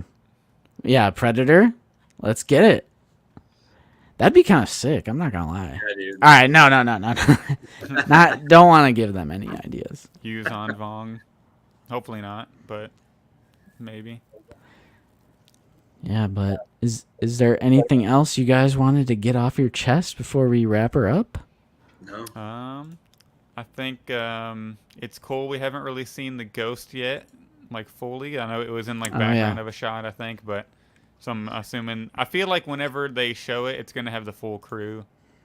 I think they're gonna have the full crew on it, like minus Kanan, of course. So I Mhm. think that's what they're waiting for, and I think that makes that makes a lot of sense. So There's only 10 days left on that HasLab. Oh only yeah, 10 should I look days real and quick? they got to get 10 all the way to days. 17K. What's it at? They usually blow up at the very end, though, right? It's at So, I mean, 11,633 right now. So I it thought needs as soon as it would hit the first tier, it would go up pretty quick because what we need is an Ahsoka episode where they show off the ghost. Yeah, that's what'll be able to push it. And Yak Face has been pushing the crap out of it too, which is really nice compared to the no Ula no Mula that was going on last time. Yeah. Yeah. I mean, this is a sick offering, though. Yeah. That's totally worth it. The value on this is absolutely insane for $500 and everything it comes with. Yeah.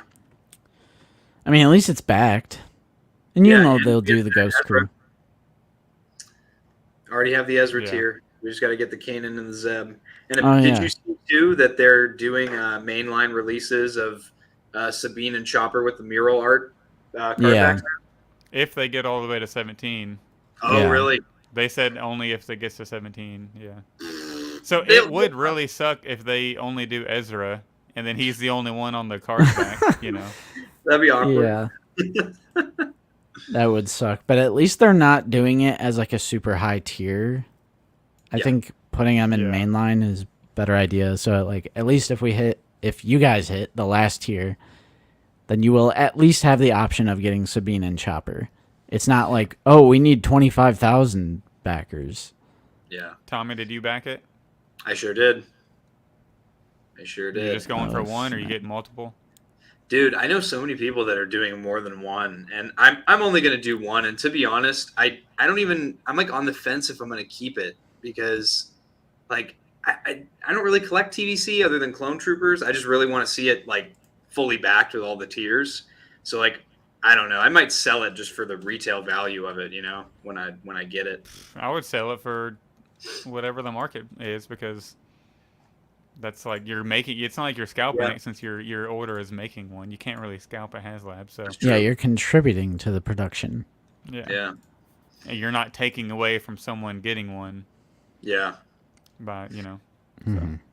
Yeah, we'll see what I end up doing with it. Maybe by the end of the Ahsoka show, I'll be so swooned by it that I'm like, I need it, and I'll just keep it myself. Yeah. I'm still on the fence. I can't. It's going to send me down the 3 3/4 inch rabbit hole. So, willpower. I'm holding strong. I love it, and I hope it backs all 17K that it needs. Everyone should get it. I just can't do it. Yeah. It'll send me down that path. Yeah. And it's like, I can't. I just can't. Yeah, just wait for the Micro Galaxy Squadron version. Yeah, it has one. Or it's coming. Yeah. All right. I'm hungry now, boys. This was almost. Too. Thank you both for coming on. Of course, thank you for having me. It's always a pleasure. Always a pleasure. Do you guys have any upcoming projects or videos or anything that you guys have in the works? Yeah, right now, less than 2 weeks from now, we are doing a booth at the Erie, Pennsylvania Comic-Con. We're going to be there Friday, Saturday, Sunday, September 8th through the 10th. It's going to be me, Jacob Jackson, Hybrid Toy Reviews, Skywalker Hendrix, and 212 Hunter. We're opening up a Tikas Trading Post booth, like a brick and mortar booth. It's going to have over like 200 action figures to sell, and like we just have a ton of inventory between the 6 of us that we're going to be selling there. With my dad's doing a cardboard cutout that he's making of Tika. That's like life size, so that's going to be cool. And we're going to have a podcast booth and sell some merch, have a lot of fun. But catch the vlog on that if you can't make it. But other than that, we're just like I said, we're ramping up. We're going to get lots of reviews coming, lots of good stuff on the horizon. Nice. I literally just noticed, I put up my blind and Lucy's walking in with a bag of Chipotle. Instant relief. Nice. Instant relief. But that's awesome. Man, you guys have come a long way. I know I always say, I'm proud of you guys, because I have quite literally been following since day one. Yeah. Shout out to Justin for being on our show. Was I the first guest? You might have been. No, Palpa Memes was our first guest. But yeah, you definitely helped us get on our feet when we started the YouTube scene. So yeah, we always are very thankful to Justin for that. Oh, of course. And it's been awesome to see your community grow. Because obviously, I I know you weren't there at ICC Con, which, what the hell?